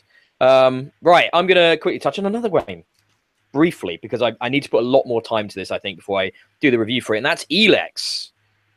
Elex is Piranha Bytes game, the guys who did things like oh god, what was it? Oh crap. Basically, they do open world third person RPG. Somebody look it up for me and tell me because it's gonna bug me. They do open world RPGs, kind of in the same vein as like an Elder Scrolls game, but they do it with a fraction of the team size and a fraction of the amount of money. So there's a huge amount of ambition, a huge amount of work and systems and game in the Elex. They do the impressively. Thank Risen. you. I knew it was something like that. Risen is the one I was thinking of. Yeah, slightly more recent ones. Yeah. So yeah, never short on ambition, never short on scope. Sometimes, well, always short on polish, always short on technical proficiency. but you can't fault them for trying, because they really try. And Elex it's a fucking original idea. I like it. So it's post-apocalyptic. It's not Earth. It's the future. It's post-apocalyptic, and a big cataclysm happened to this planet. And off the back of this cataclysm, there was a new element introduced, the titular Elex. And this has affected people in different ways. So you've got like the barbarians who use it as magic. You've got the Albs that use it as like technology to like elevate themselves. You've got the clerics that use it also as technology, but in a different way. And you've got these like different elements of humanity that are all competing in different ways, these different tribes of man on this varied, huge open world RPG game with quests and crafting and technology. And you play as this guy called Jax. Now, this isn't one of those games where you get to pick your character or customize your character. You are Jax. Kind of reminiscent of Technomancer by Spiders, which I reviewed and really enjoyed, which was a little bit like early BioWare-esque, whereas this feels more like early Elder Scrolls-esque. But in the same vein, you're given a fixed character with fixed responses. And Jax is the permanently unaffected white dude who just never sounds like he gives a shit about anything. So he's like, yeah, I'll go on this quest and kill those dudes. Oh, okay. You don't like me. Fair enough. How are you today? I love you. Let's get married. Spend our rest of our lives together. I just don't care about anything. You are an Alb. You are this kind of the godlike group that has been cast out. And I've decided to play Jax as his voice sounds. So I'm playing him as this dude who doesn't give a shit about anybody. I will be honest most of the time because you don't like me, I don't care. I'm just going to be straightforward. I'm just going to be like completely and utterly removed from any emotions because that's what he sounds like even when he's pretending to give a shit. So it's like, whatever. I kind of like that. There's some pretty good voice acting in this game from the other NPCs, but the good voice acting is balanced out by just as much bad voice acting. So it's this very strange situation. It's like you're talking to guys like, oh, yeah, cool. And then another guy sounds like, they got the part-time guy from QA to come in and do his voice. And it's just like, hi, I'm Jim. Can we do it like that? And it's just hilarious half the time. But I like the game. I'm enjoying my time with it because I often respect a developer that bites off more than it can chew, especially if it's an indie developer. I mean, this isn't really indie. This is kind of like B tier, I guess, because it's got a proper publishing partner in THQ Nordic and stuff like that. But, those guys are putting out a lot of weird European stuff, and that's what this is. And, it's trying to do a lot. There's lots of... The combat is very sort of... it's not hack and slashy. It's quite thought, you have to think about it, and you have to really approach situations. You are like gonna die in the early game, especially. You just get owned by everything. So you have to be really careful about how you pick your fights. But you get given this jump pack thing early on, so you can just basically just be like, "Adam out," and you just jump away from every fight.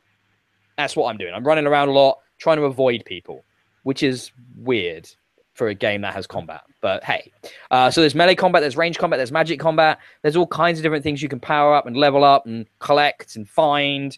The world looks quite nice. The characters don't look great. It's curious. I'm going to put some more time into it. I won't lie, it's not on my top of my priority right now because there's so many other big AAA games right now. But I'm definitely going to come back to it, keep dipping in, and come up with some kind of review in the next few weeks or month or something like that. Curious little B tier game. I'm glad it exists. It's definitely rough around the edges though. Yeah, so that's Elex. You guys got any? Have you ever had any experience with Risen or games of this ilk?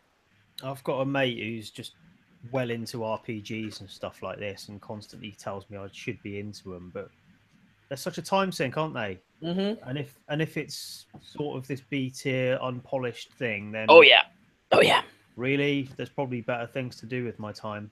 Unless it's, I think the sort of thing that I would try of this ilk would be The Witcher 3, which I have got. The Witcher 3 isn't unpolished. Well, that's exactly what I'm saying. Yeah, because it's not unpolished, that would draw me in. So unless it's got that level of sheen that would sort of sway me, I'm probably not interested in this sort of game. I just love the fact that, you know, this team, you know, you compare it to like Todd Howard's lot at Bethesda, you know, 100 strong budgets in a, you know, probably not far off 100 million, maybe more, you know, for their kind of games. And then this is clearly made with like a couple of dozen guys, 20 mil tops, 10, 15 more likely. And it's just like, you can tell they've not had the time in QA. They've not had the time to really sand down those rough edges in the system side of things and the dialogue interaction. And when you die in this game, it just comes up with like, it happens so often and it's so abrupt, and you'll just drop down and then it'll just come up with it on the screen something like, "You're dead," like that. And it's just like, yes, I know I'm fucking dead. Reload, yes. And it's just like, it just feels so weird. And what I do enjoy is that the world, like the world's first autistic UI. Yeah. There is this strange contradiction, because the world, at least where I'm at in the middle, part of this game, is very sort of like, you know, foresty and medievally, and yet I've got this like super sci-fi interface going on because I'm from this tech-based culture, and you know, so one time you'll be fighting a monster with an axe, and then a dude will rock up with a plasma rifle. Yeah, you know what I mean? And I kind of like that this is such a strange combination of genres. But sometimes when the dude with the plasma rifle turns it on you and all you've got is an axe, you're like, ah, fuck. And that's me dead again then. But I can't level up my skills yet, right, to be able to wield a plasma rifle, because there's like multiple skill systems in this. So you put points into like, I don't know, charisma, intelligence, strength, might, that sort of stuff. But then to actually unlock abilities, you then have to go to a trainer, which you then speak to that guy, and then he will level up so you can actually wield a gun instead of just being good enough to learn how to wield a gun. So I mean, it's like there's some weird shit in this game, but it's kind of cool. It's kind of cool. All right, Joel. Wolfenstein II, the new Colossus. No spoilers. No spoilers. No. Well, that's kind of going to make things difficult. Have you? I think we at least need to talk about the intro. Yes, we can talk about the opening. Everybody else is talking about the opening, so yes, we can do that. Because that, I think, sets the tone for the rest of the game, at least on the narrative side, and very, very strongly, actually. It's a very dark, dark and harrowing opening. It's obviously building some background to Blazkowicz and his upbringing with his father. David should have watched that intro as well, shouldn't he? He took some notes. Yeah, somewhat racist father who's got his Jewish wife, who he then you know, he's taken all the money from and has not been successful in business, but he blames her anyway. And obviously you're a child growing up through this scenario, so you get to see him beat his mother. The first sequence then allows you to sort of interact in some of these flashbacks, and that's quite cool. And then obviously there's the bit later on where your dad takes you down to the basement and puts a gun in your hands that sort of just tapes a gun into your hands, I would say, that's pointing at the family dog. It's dark. It's kind of like, I think I was messaging, but yeah, Ben were talking a bit about it in some messages, and like I was just like, in video games I have no real problem with shooting people, but when people like sort of asking me to shoot a dog, that's where I like draw the line. That really hits hard. So anyway, beyond the introduction and things, we kind of get to the game, and overall it's kind of, I said it's kind of an underwhelming average shooter. I don't find the gameplay particularly fun, and in this game specifically, I found that there's not actually that much of it. It feels very the levels feel very short, and it doesn't feel like actually when you get to the end of the game and you complete it that you've actually played much. It feels a lot shorter gameplay wise than the New Order did. I can remember the New Order feeling quite generous in its level size, whereas this feels a lot shorter. And in the later game, you revisit some previous locations anyway, so it's got a little bit of a repetitive aspect to it as well. Interluding with that, there are very long cutscene sequences. Sort of every cutscene feels like, some of them are overbearingly long, I would argue, where I found myself switching off a little bit, not paying attention, mostly because I don't think they're sort of interactions between characters and having a bit of fun and trying to, I guess, lighten the mood or set some scene, but they don't really have much importance to the story or the narrative or anything. So it can be quite easy to turn off bits. And I think if you were to skip the cutscenes and rush through the game, you could probably do it in about 4 hours. I think there's not really that much there, maybe even less. Interesting. Okay, I would agree, but okay. The original was designed to be played twice, though. So is that the same here? Yes. Yeah. So the game, for those who it doesn't, I asked Ben about this specifically. It doesn't pick up from your save game and choices made from the first game, because I played the first one on the PC and I've got the second one on the Xbox. So the first thing it tasks you with is takes you back to that first game where you have to make the choice between saving either Fergus or Wyatt, basically. So you pick it, that then becomes the character, and then it goes from, so it goes from there. And if you replay, the narrative arcs are slightly different. I don't know if there are any different levels. I've only played through it with one character, and I know the weapons are slightly different if you go the other way as well. So there is some replayability to it. And also new for this game is once you finish the main story, you return back to the central hub, from where you can then launch. You can sort of revisit old locations and sort of subtle new areas or mini levels of these areas to go and assassinate high value commanders. So there's sort of like some end game content put in there just to keep you going back and playing a little bit more if you don't want to go back and do the story.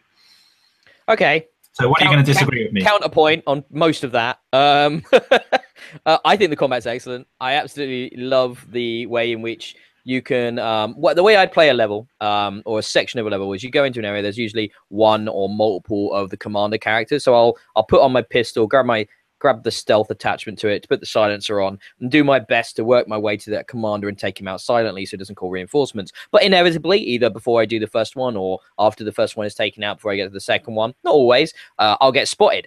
So then I grab my my super duper machine gun and I dual wield and I just start sprinting at people and blowing their faces off and sticking hatchets in their chest, or cutting limbs off with my hatchet, or throwing my hatchet at people sometimes as well. And it basically becomes this awesome balletic combination of weapons. I'm switching, I'm emptying the clips completely on my machine gun, so my machine gun's out, so I switch to my SMG. My SMG goes out, so I'm maybe going to go SMG and shotgun in one hand, or I haven't got that far in the game yet, so I don't have a huge selection of weapons, but I'm upgrading those weapons. I've got like the the armored piercing rounds on this machine gun, and I've got the sort of the tracking rounds on this gun. So I'm combinationing those together, and then I'm like, you know, diving around, I'm mantling, I'm sliding, I'm jumping at dudes, I'm just smacking him in the face, and I'm shooting him in the head, and all of this, and it just feels visceral, and it feels challenging, and it feels fun, and it's just basically, it's a bit like Doom in the respect that combat is on the go. You need to, you know, once you're spotted,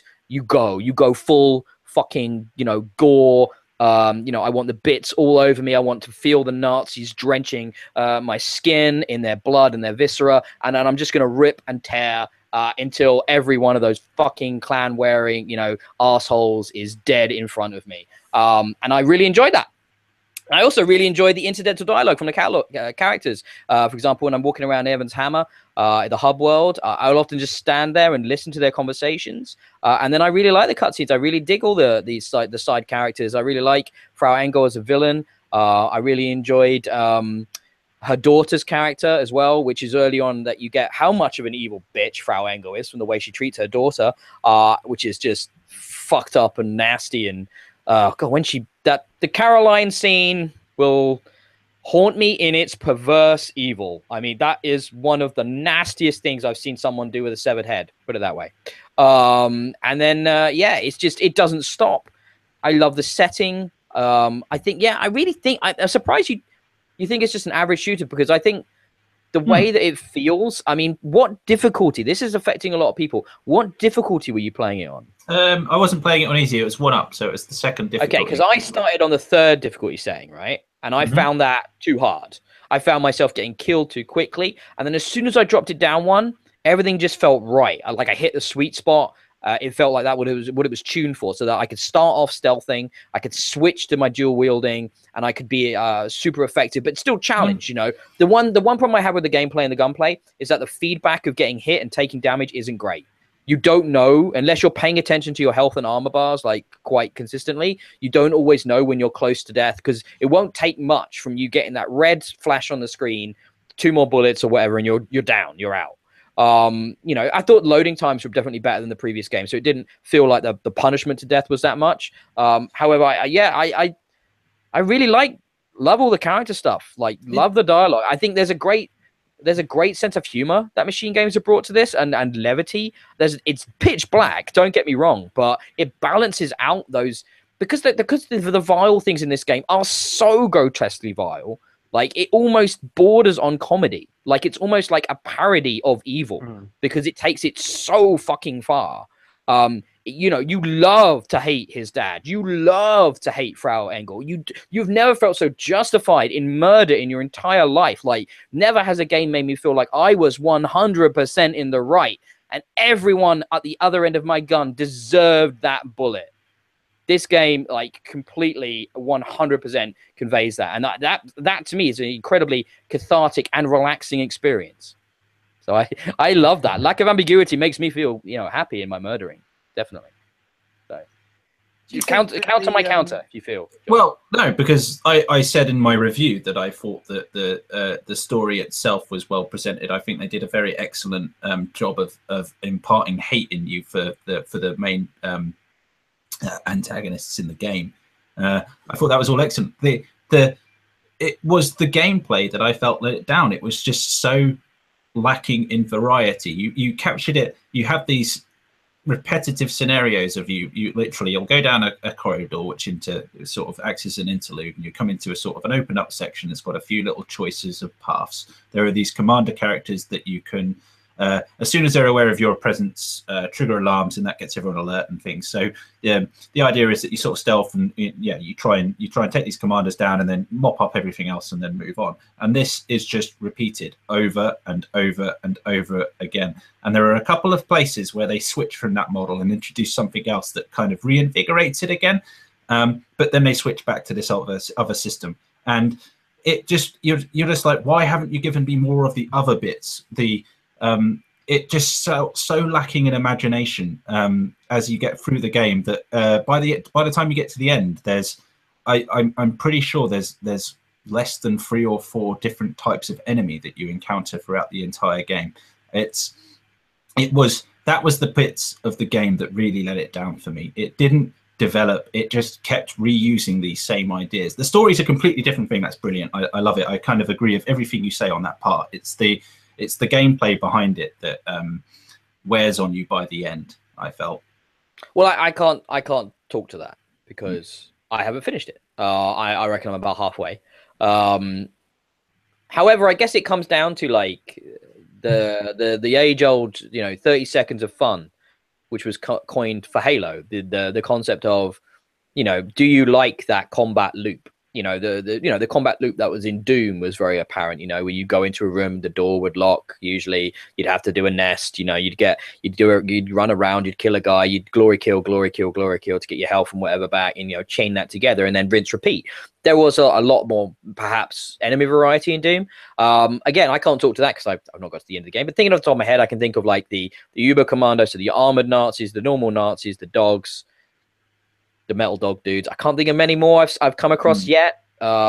Maybe some boss I forgot about the dogs. If you had there is sort of the massive mech kind of things, and then beyond that, I don't think there's anything else you'll encounter. Okay, that's fair enough. I think that's the sad part where it suffers. There is a season pass. There is DLC. So I wonder if they will introduce more stuff via that. But that's no excuse for it being missing from the main game, obviously. Richard, was there anything you wanted to add or ask? He's muted. You're muted, Richard. We can't hear you. We can see. We can't lip read you. We can see you, but you're like, there you go. There you go. Back. There you come back. I don't know if I want to know anymore because I've barely played it. I'm waiting for the X1 X patch next week before I play it properly. So I kind of want to limit what I know about it until then. I've played the intro, and that set it up perfectly for what I want it to be. So, well, on that note about the patch, it actually looks fantastic as it is. It's stunningly detailed. The textures are very good. So, I'm sitting there looking at it thinking, I don't know how much more it can get from the X patch. It'll be interesting to test the contrast next week, but it looks great in its current incarnation. The textures are all right, but the resolution's poor. It's only about 800p on Xbox. It looked great to me when I was playing it. That TV's wasted on you, Joel. Yeah, got no bloody. What are you doing? Playing with your eyes like this? Just squinty eyes. What are you doing? What are you doing, man? What are you doing? You should donate your OLED. Definitely donate that to somebody worthy like myself. Not Richard. He's just bought a new TV. I only bought one like a few weeks ago, but still older than Richard's. Right. Talking about games that are going to benefit massively from an enhanced patch on the Xbox One X, I just played and reviewed and adored Assassin's Creed Origins. But I can't wait to see what the enhancements do with that game. That game already looks mind-blowing. Like, just the vistas in that game. So, Assassin's Creed Origins, you are Bayek. You are a dude in Egypt on a quest of vengeance. That's kind of what you need to know, really. I don't want to spoil too much of the... It's a historically set game. You're going to meet people that you have heard about from Egyptian history, such as Cleopatra. That's inevitable. It's an Assassin's Creed game. It's a smorgasbord of, cameos, isn't it? And quest givers. That's how they do these things. But the big difference with Assassin's Creed Origins is that the big change is the combat. Like, do you guys remember Assassin's Creed combat? It was like Batman Light, wasn't it? Yeah, it was very simple version of free flow, wasn't it? Yeah, you'd counter one dude and then murder everyone. Generally, was how it worked. Well, that is not the case anymore. Now you still feel capable and stuff. Don't get me wrong, but now it's much more like The Witcher. So it's parries, it's counters, it's dodges, it's rolls, it's picking your timings for your light attack. You're doing a shield bash to open up a guy so you can do a heavy attack and to stagger him. Things like that. There's much more variety in the different enemies, from your regular little dudes that get taken out easily to archers to heavy dudes like lieutenant characters, to almost like mini boss fights. Things are far more varied in the combat, which lends itself to the fact that now another big change for an Assassin's Creed game, you've got loot, like full on graded, rare, common, ultra rare loot, which gives you loads of variety in weapons.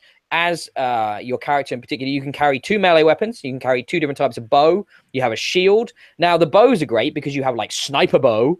Who'd have known? You could do that with a sniper on a bow, but you can. Pretty cool. You can do, like, warrior bows, which fire, like, multiple arrows at once. like the shotgun equivalent of a bow, which is fun and nuts, but fun. Hunter bows, which are just like good, like medium, like use bows, and light bows, which are rapid fire, like your machine gun bow, if you like. It's bonkers, but it works. And then melee weapons, you've got everything from daggers to staffs to spears to swords and axes and everything in between, which gives you, and the reason you want to carry and have the ability I found to have at least 2 on the go is different enemies are weak to different attacks and different, you know, combinations of weapons. So it's really so much more variety in the combat. On top of this new loot system, which means, you know, you're going to get drops and stuff, which is, you know, it's kind of Destiny-esque, actually. They're definitely inspired. Their UI has been inspired by Destiny because you've got the whole fake mouse cursor interface thing going on. You know, when you drag it around and select things and hover over things with it and stuff like that, which I think works really well. The interface has been very nicely designed. And it's Egypt, guys. It's the biggest. I don't know if it's the biggest open world. I don't know if it's the biggest Assassin's Creed open world, but it certainly feels like it. You've got multiple cities. You've got the Nile. You've got swathes of desert with oases and things to discover in all these different places. Yeah, you've still got places to climb and sink, but the big difference with these is that no longer reveals everything on the map. What you're actually going to still be doing in this game is there's a lot of organic exploration to be had. So, you know, thank God. Yes. Thank God. Yes, it's not just a list of things to tick off. Good. It is the first time I think Ubisoft has ever even done that, and it makes the game feel so much more natural and just, you know, you've got this cool thing where you've got basically a drone in your eagle. I forget the name. Your eagle has a name.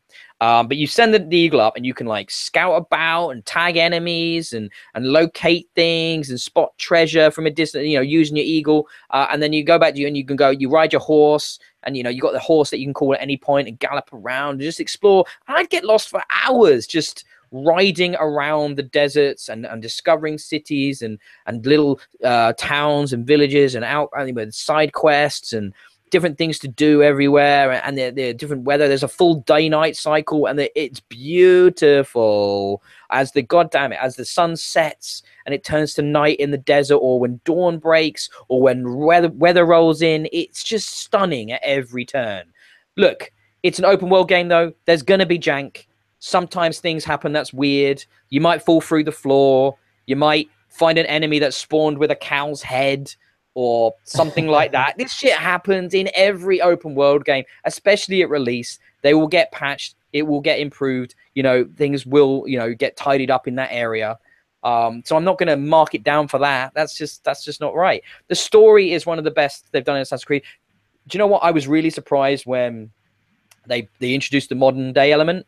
And I don't want to go into specifics because I really enjoy that modern day meta plot. I know a lot of people have problems with it, but I love the sci-fi shit. And the fact that they've actually integrated the movie into the universe. I kid you not. I like that movie. The Assassin's Creed film? Yes. I actually watched that this week. My wife fell asleep within the first 20 minutes. And it just didn't... it didn't work with me much either, to be honest. There were some very good action sequences and parts in it, but the movie certainly didn't take the direction I thought they might go. It seemed wholly to, you know, cover the...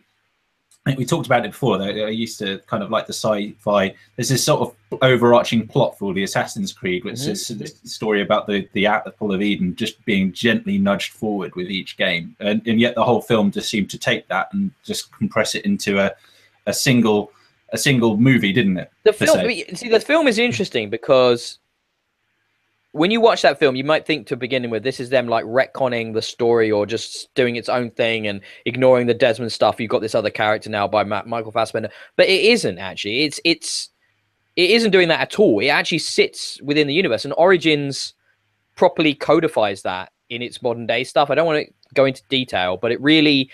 Right. It really makes it all make sense within their entire established overarching fiction.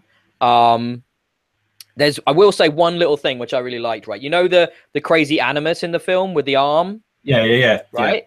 So your character in the modern day setting is this like uber talented programmer / engineer, and she came up with the idea that she gave to the character in Origins, the lady, to make the arm. She actually... It's like the woman was like, "Oh, I've got this idea," and she's like, "Can you make it like, you know, give me some specs and engineering on it?" And she's the one that did it. in the game. So it's like ties it all together in these like fun little ways. You know, I was digging through this chick's laptop, looking through all her emails, the character you're playing as, and like reading. She's got files on all kinds of things, and it's all in there. There's loads of. I spent like 3 hours reading emails. I'm not even kidding. And it was just like, I love all that shit. I mean, I've played and completed every Assassin's Creed game, but except the 2D ones. So this to me was just like, yes, give me all this unnecessary fucking padding and lore. I love it. I love it. I love it. I love that world. And the fact that they're not shying away from the film or they're shying away from things that have come before, even they're doing this origin story, that they are taking Assassin's Creed, they are improving the game in a myriad of ways, and yet they are still acknowledging and you know, happy with what has come before. And yeah, it's just honed so many elements. The combat feels so much better. Exploration feels great. The open world is fantastic. I really like Bayek, your character. It starts badly. You might have seen articles on this over the internet that the introduction to the game when you first begin is strange. Like what they chose to do is odd in the way that it's not traditionally structured. You're thrown into a thing. And nothing's really explained, but then it's told through flashbacks, and you know, they're trying to do something sort of clever with it narratively, but I think it actually hurts it a little bit that it doesn't give you a proper introduction. It gives you the cold open instead, and a late title card and things like that. But once you get out of that open world and stuff, and you've done the tutorialization, and you're given the freedom to just explore this vast country, it feels just brilliant. Like, there's microtransactions in there, if anybody cares. But I don't know. I don't want to dwell on it too much. It's a single player game. You can buy credits. You can buy crafting material. You can buy weapons. You can buy mounts. You get given a bunch of the premium currency for free. So what I did was I bought a mount. So I'm riding around on a unicorn now, which makes a lot of sense in Egypt. There were a lot of unicorns in Egypt. It's very accurate. It even has rainbows that come out of its hooves. When you gallop around, and I look like the prettiest Bayek ever. So screw you, don't judge. So yeah, that's fun. Anybody got any questions about ACO? Anything you'd like to know? Obviously, you guys can go and watch my lengthy review. I think it clocked in over 10 minutes. My review of this. I did watch part of your review. The only question I would ask is that you know, I went off the Assassin's Creed series after the first 2 games. I think it was just, you know, the yearly release cycle had tired me of what the games offered content wise. It was, and so how are you going to sell it to someone like me? How is this the point where I decide to come back to the series? Yeah, I mean, straight up, yeah. I mean, you don't need to. It's possibly the best Assassin's Creed yet. I need to spend a bit more time with it, I reckon, and I'm looking forward to do it with the X enhancements and the HDR and the 4K resolutions and stuff like that. But it's possibly even better than the Ezio stuff. I mean, the combat is such an improvement. I really like how they brought loot into the game, and the world is just, and exploring it is the best it's ever been. Like, you genuinely, what it made me feel like was Breath of the Wild. Which is crazy. A Ubisoft game I never thought could achieve that. No, I know, but it has that sense of other that Breath of the Wild has. That it doesn't feel like something you recognize, right? So it feels like it's something you want to explore and discover. And it also, the way things are presented to you are very Breath of the Wild-esque, as in it's not just a list of things to check off. You know, it's not just a map full of icons. It's oh, Richard's gone again. It's a world full of potential and possibility, and that's the vibe I got like from Breath of the Wild. So yeah, if you were going to get back into Assassin's Creed, I think this is the one for you to get back into Assassin's Creed with. Yes, welcome back, Richard. Yeah, it's truly, I think, a real achievement. You can tell they've been working on it for 4 years, and by that I mean early pre-production, and then obviously when Syndicate launched 2 years ago, they were able to then put the full team onto it. But man alive, you know, we were talking about polish, yeah. Compare Assassin's Creed and Elex, right? A team of probably 25, 40, I don't know, to thousands of people at Ubisoft would have worked on Assassin's Creed Origin. Thousands of people. And you can see that because it is just a work of art. Like, it's as close to perfection as you're going to get with an open world game, I think. It's just stunning, man. Like, brilliant game. Love it. Anything from you, Richard? Anything you wanted to add or ask or anything before we move on? Assassin's Creed's a tough one for me because I've probably bought a few of them. I think I must own 3 or 4 of the series, and I've never really enjoyed any of them. So I'm not sure this one would really grab me either, unless it's significantly improved on that content filtering stuff, like you say. It has, in terms of just not splurging everything onto a map. If it doesn't do that and it's more natural, then maybe I'll give it a go. It honestly is. It made me think of Breath of the Wild. It really did. There is a mystery and a magic to the world that makes you want to delve into it. It's really special. It's really special. Okay, I'm going to quickly. I didn't realize how long we've been going, guys, but I want to touch on the other big game I've been playing, and then we will finish on Mario, which I will let you guys go on because you both played a lot more of it than I have probably. But I've been playing Call of Duty World War II. How's that going, Ben? It's not very good, Richard. It's just not very good. Right, first of all, I can't play multiplayer because the servers are fucked, which is great. Oh God, we're just putting out this little Call of Duty game. Do you think we need to put servers on for it? Nah, it'll be fine. Nobody's going to play Call of Duty. Don't need to sort the servers out for that, lads. Just 1 or 2. That's all you need, yeah?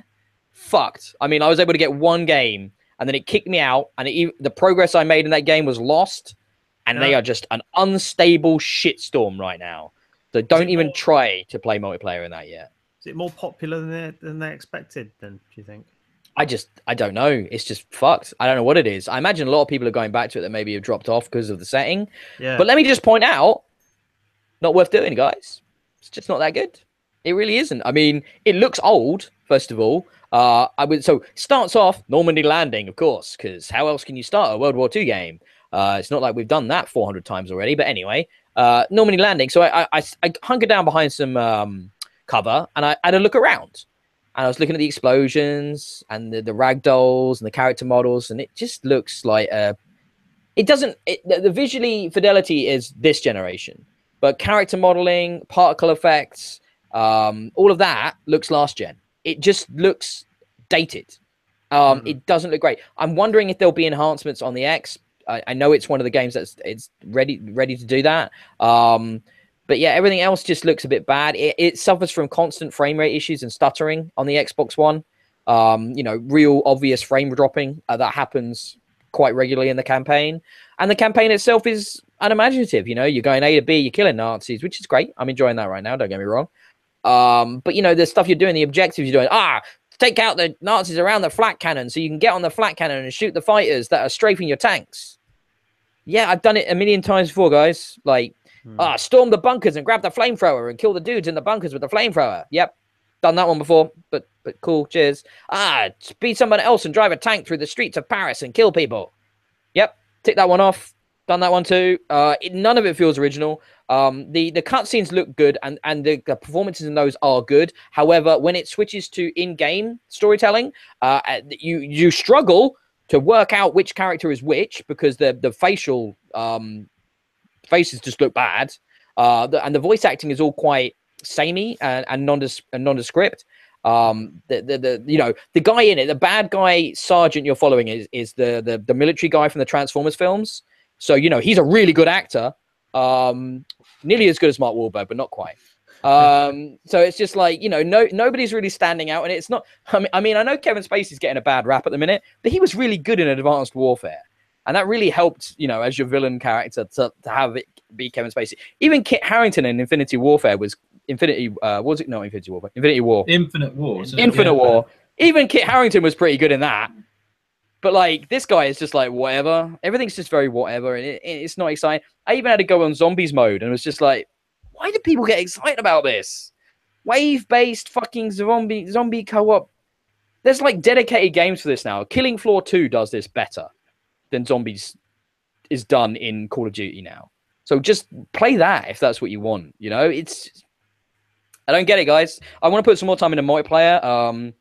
Yeah, I guess it's nice to have, World War II guns without silly things on them and iron sights and stuff like that. You pick divisions. You start off. You can pick like infantry, airborne, blah blah blah. You know, sniper dude, blowy up dude, shotgun guy. We have got Battlefield 1, haven't we? But that's the thing. Battlefield 1 does everything here so much better. Like, it looks stunning. It plays stunning. It has bigger multiplayer matches, but also all the way down to small matches if you want. It scales better. The story is better. The way the story is told in Battlefield 1 has loads of variety, and the campaign is over like different locations. This all just feels like, you know, we did this, you know, like 7 years ago, 8 years ago. We don't need to do it again. It's unnecessary. It's a reaction to it's the fucking Activision listening to fans. No, do what you want to do creatively, like, because when you go do consensus game development like this and give the fans what they want, it's not good. It just isn't a good game. Hoping the multiplayer will get sorted out so I can play some more of it, but if it stays broken, then I will review it and I will say your multiplayer is fucked. That is a big problem. So I mean, that's what can you do? Yeah, disappointing, guys. Disappointing. Had some promise that did, but is not there. Yeah, I'd read some stuff leading up to some preview stuff a few months ago that had kind of got me quite interested in the sort of narrative that they were going to go through for the single player. But I guess deep down, I always knew that it was likely to just be a rubbish Call of Duty game, as I'd say. The technical stuff you talked about is a bit worrying because Call of Duty is always cutting edge graphics wise. And if they're rolling back on that, particularly around the X enhancements, this is what I was concerned about with the X, is rather than that be a platform for improvements, that's just where the regular shit is, and the normal Xbox is just going to go to shit now with the terrible. It's kind of a disturbing thought, isn't it? I hope this is a one-off rather than a trend. It just doesn't feel finished, honestly. It's like they got 3/4 of the way there and didn't quite finish it. I don't know. It feels weird. It's strange. The way it looks and plays and stuff is just very half-assed so far. But anyway, tell me about, guys, we've all been playing on the Switch. The most charming, the most beautiful, one of the goddamn best games I've played in a while. Super Mario Odyssey is special, huh? Yeah, it certainly is. I've finished that in like 2 days. I've completed it as well. Wow. It doesn't take that long, does it? It's pretty quick to get credit. It's still quite an investment, I think. I don't know how much time I must have put into it, maybe 12 or so hours perhaps. And that simply is I've just completed the game, as in I've rescued Princess Peach from Bowser, but then it just opens up again, like half the sort of moons and which are the collectibles in the world now suddenly all become available, and you've got reasons to go back and continue to get more. There's still more to go. Yeah, it's not like the old one, is it? You finished the game with about 160 moons, and I'm up to now 450 with still loads left to find. Absolutely loads. Must be 600 odd or something. I know people who are past 600 moons already, so I don't know what the total actually is in the game, but it's a staggeringly huge number. Yeah. But I think that just the finding the moons themselves isn't that difficult. I would say that you've got these sort of tiny compact worlds that are just so full of little things to find, and it's everything in them almost feels like it has a purpose. If you see something, you go over there, and there is no doubt a moon to be had somehow by just inspecting it and seeing how it fits in with the environment or how it doesn't fit in, and it's amazing. Like my most favorite part, I think, of the game is how it I think it takes the best of all the Mario games that have come before it. So Mario 64, Super Mario Brothers on the NES, Mario Galaxy, all the best design elements from those games, Mario Sunshine. But it's blended them so well together into this just amazing sort of the way they seamlessly flow from sort of the 2D sections to the 3D sections. It's just the 2D sections. Brilliant. There's so much fan service in this, and I don't want to spoil some of the most impressive stuff because it's end game stuff that really is wondrous to see when you get past the credits. So I won't spoil that. But Yeah, the sort of throwbacks to, especially around the 2D stuff, when it becomes a 2D Mario game again, and he just sort of goes into a pipe and plays as 2D Mario on a wall in this 3D world. It's so charming. Just everything that you love about Mario is in this somewhere. But it riffs on so many other things as well. I mean, I don't know if it's just me projecting, but there's that dragon level on that looks just like Dark Souls, and the way that when you drop coins, they're still there after you've died. When you go back to where you died, your coins are there to pick up, like it's out of Dark Souls. And then you've got that level that's a bit like Destiny. I don't want to say too much more. Do you know what I mean? Near the end? Yeah, I think I do know what you mean.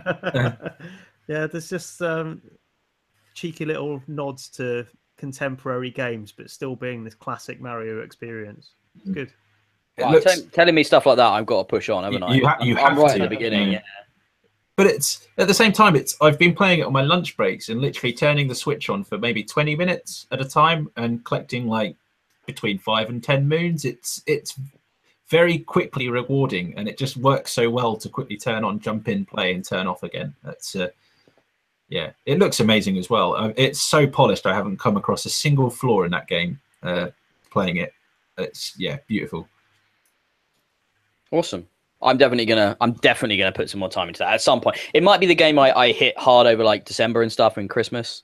I think that might be a good one for that time of year. Once you finish the game, it becomes so much better. And Nintendo is so good at that. It becomes a better game once you've done it. Curious. Okay. It's quite easy to just rinse through and get to the end, but once you uncover the more challenging moons to achieve, like there's ones where you get your hat taken away from you and it's just old school Mario jumping without any safety net. Stuff like that, where there's real challenge, it just becomes so much better. That's awesome. Okay. Well, sadly, we're running long on time now. I think we all just have too much fun chatting to each other and didn't realize we've been going for about 2 hours already. Before I get onto that final little thing to close us out, we haven't even got time for me to tell you guys about the sort of inevitable mediocrity that is Need for Speed Payback, which you guys can look forward to that in 2 weeks. Yeah? Okay. Yeah, cool. But I wanted to end on, so the Xbox One X is day after tomorrow at time of recording. Yeah. What have you guys been doing to get ready for your new console? I've got an external hard drive.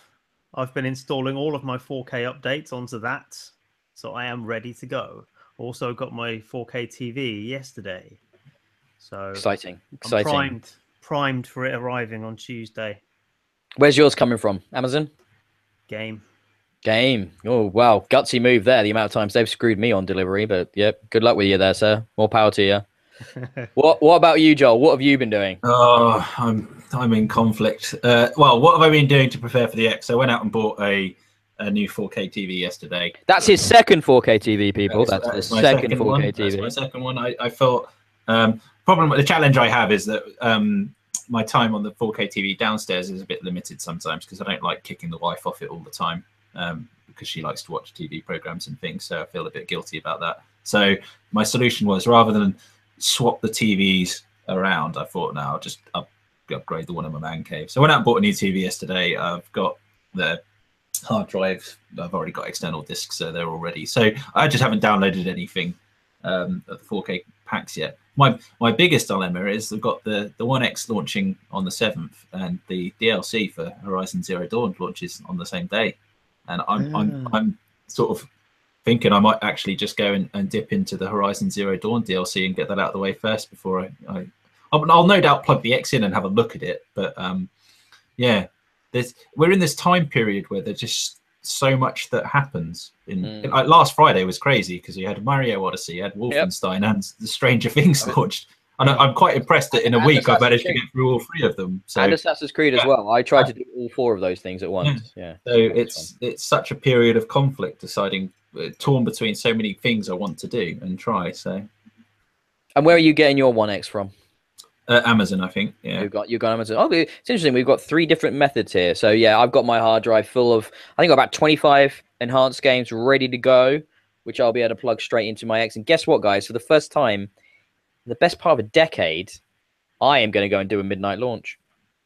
Where are you going to? I'm gonna go pick up mine physically from game. Yeah, I've got a pre-order placed, and well, after the problems I had with my Nintendo Switch, basically, which I bought online, and then the controller stopped working pretty much immediately, and the faff I'd have had to go through online, and I had to get it replaced with Nintendo and all that stuff. I ended up going to buy an additional controller in game and taking out Game Care. So do you know what? I'm gonna go and get my console, and I'm gonna get fucking Game Care for it, third-party insurance, just because I can't be arsed dealing with fucking returning to the manufacturer and stuff like that. That took so long to get my controller sorted out. So, new piece of console hardware. I'm going to put down a bit of extra cash just to cover that because I'm feeling like doing that now because I'm a responsible, silly adult, which is where I'm at. But no, I'm going to be really curious. I'm going to see, what kind of turnout it gets and like what the attitude of people out there is, and is it going to be busy, or is it going to be like hardly anybody there? I'm really curious. I haven't done a midnight launch in a very, very, very, very long time. So, yeah, that's the thing. Cool. Quite excited, guys. Quite looking forward to it. I like a new bit of hardware. It's always good, isn't it? Gets people hyped. Quite a lot this year on the hardware front, haven't we? We've had yes, loads. Was the PS4 Pro this year or not? I know I got mine this year, but I can't remember if it launched this year. It was last year. No. Well, there goes that. We've got the Switch then and the Xbox One X. So it's two bits out. PSVR this year? Last year, I think. Last year. Okay. All right. Well, Richard knows he bought them all. So, right. That brings us to the end of episode 35, Valley of Death. And we might be back. Joel, I'm thinking, Richard, you'll be too busy. But, Joel, maybe I'll harangue you for an Xbox One. If I'm here, yeah. If you're not having a baby. Well, otherwise, I might do a solo one just to talk about the updates and stuff a little bit, maybe. Richard, I'm guessing you're busy. Is that fair to say? Probably. Probably. I'll let you know. All right. We might try and do something rather than 2 weeks out. We might do something in the interim, but we'll see what happens. But maybe we won't. Maybe it will just be me. Who knows? You lucky people get to listen to just me ranting about the Xbox One. Yeah, so that's episode 35. Please head over to bxbgames.co.uk. Check out the content on the site. For example, both Joel and Richard have written really good reviews recently that are definitely worth checking out and reading. Obviously, you get over to our YouTube channel to see all my content in the video form. Head over to iTunes to subscribe to this podcast. We appreciate all your patronage. Twitter at Bxb Games, Facebook at Bxb Games. Richard is at Cred. Twitter's I'm personally at DIYE. Joel doesn't exist in social media because he's afraid of the fangirls he would get. But, that's fine. That's fine. Some people are just more popular than others. Joel is definitely one of those. And, yeah, that's the end of the podcast. We'll be back in 2 weeks with a regularly scheduled show, in which I guess we'll be talking about the final few big releases of the year. So we've got Need for Speed, we've got Star Wars Battlefront, we'll have some X stuff to talk about. Anything else, guys, that you can remember? No. I think Doom VR comes out. I'm kind of really excited. Oh shit, Doom! I'm gonna buy Doom on the Switch. So we can I'll talk about that. That's coming out in November. Yeah, that's out this month as well. That's soon, isn't it? Yeah. No, it's like 50 quid though. Do you know what? I just don't care, Richard. I'm gonna buy it anyway. My favorite game. I can't not. It's just, that is expensive though, isn't it? Jesus. Wow. Okay, 50 quid. Wow. Okay. Anyway, that's the end of the podcast. Bye-bye. Bye-bye. Bye.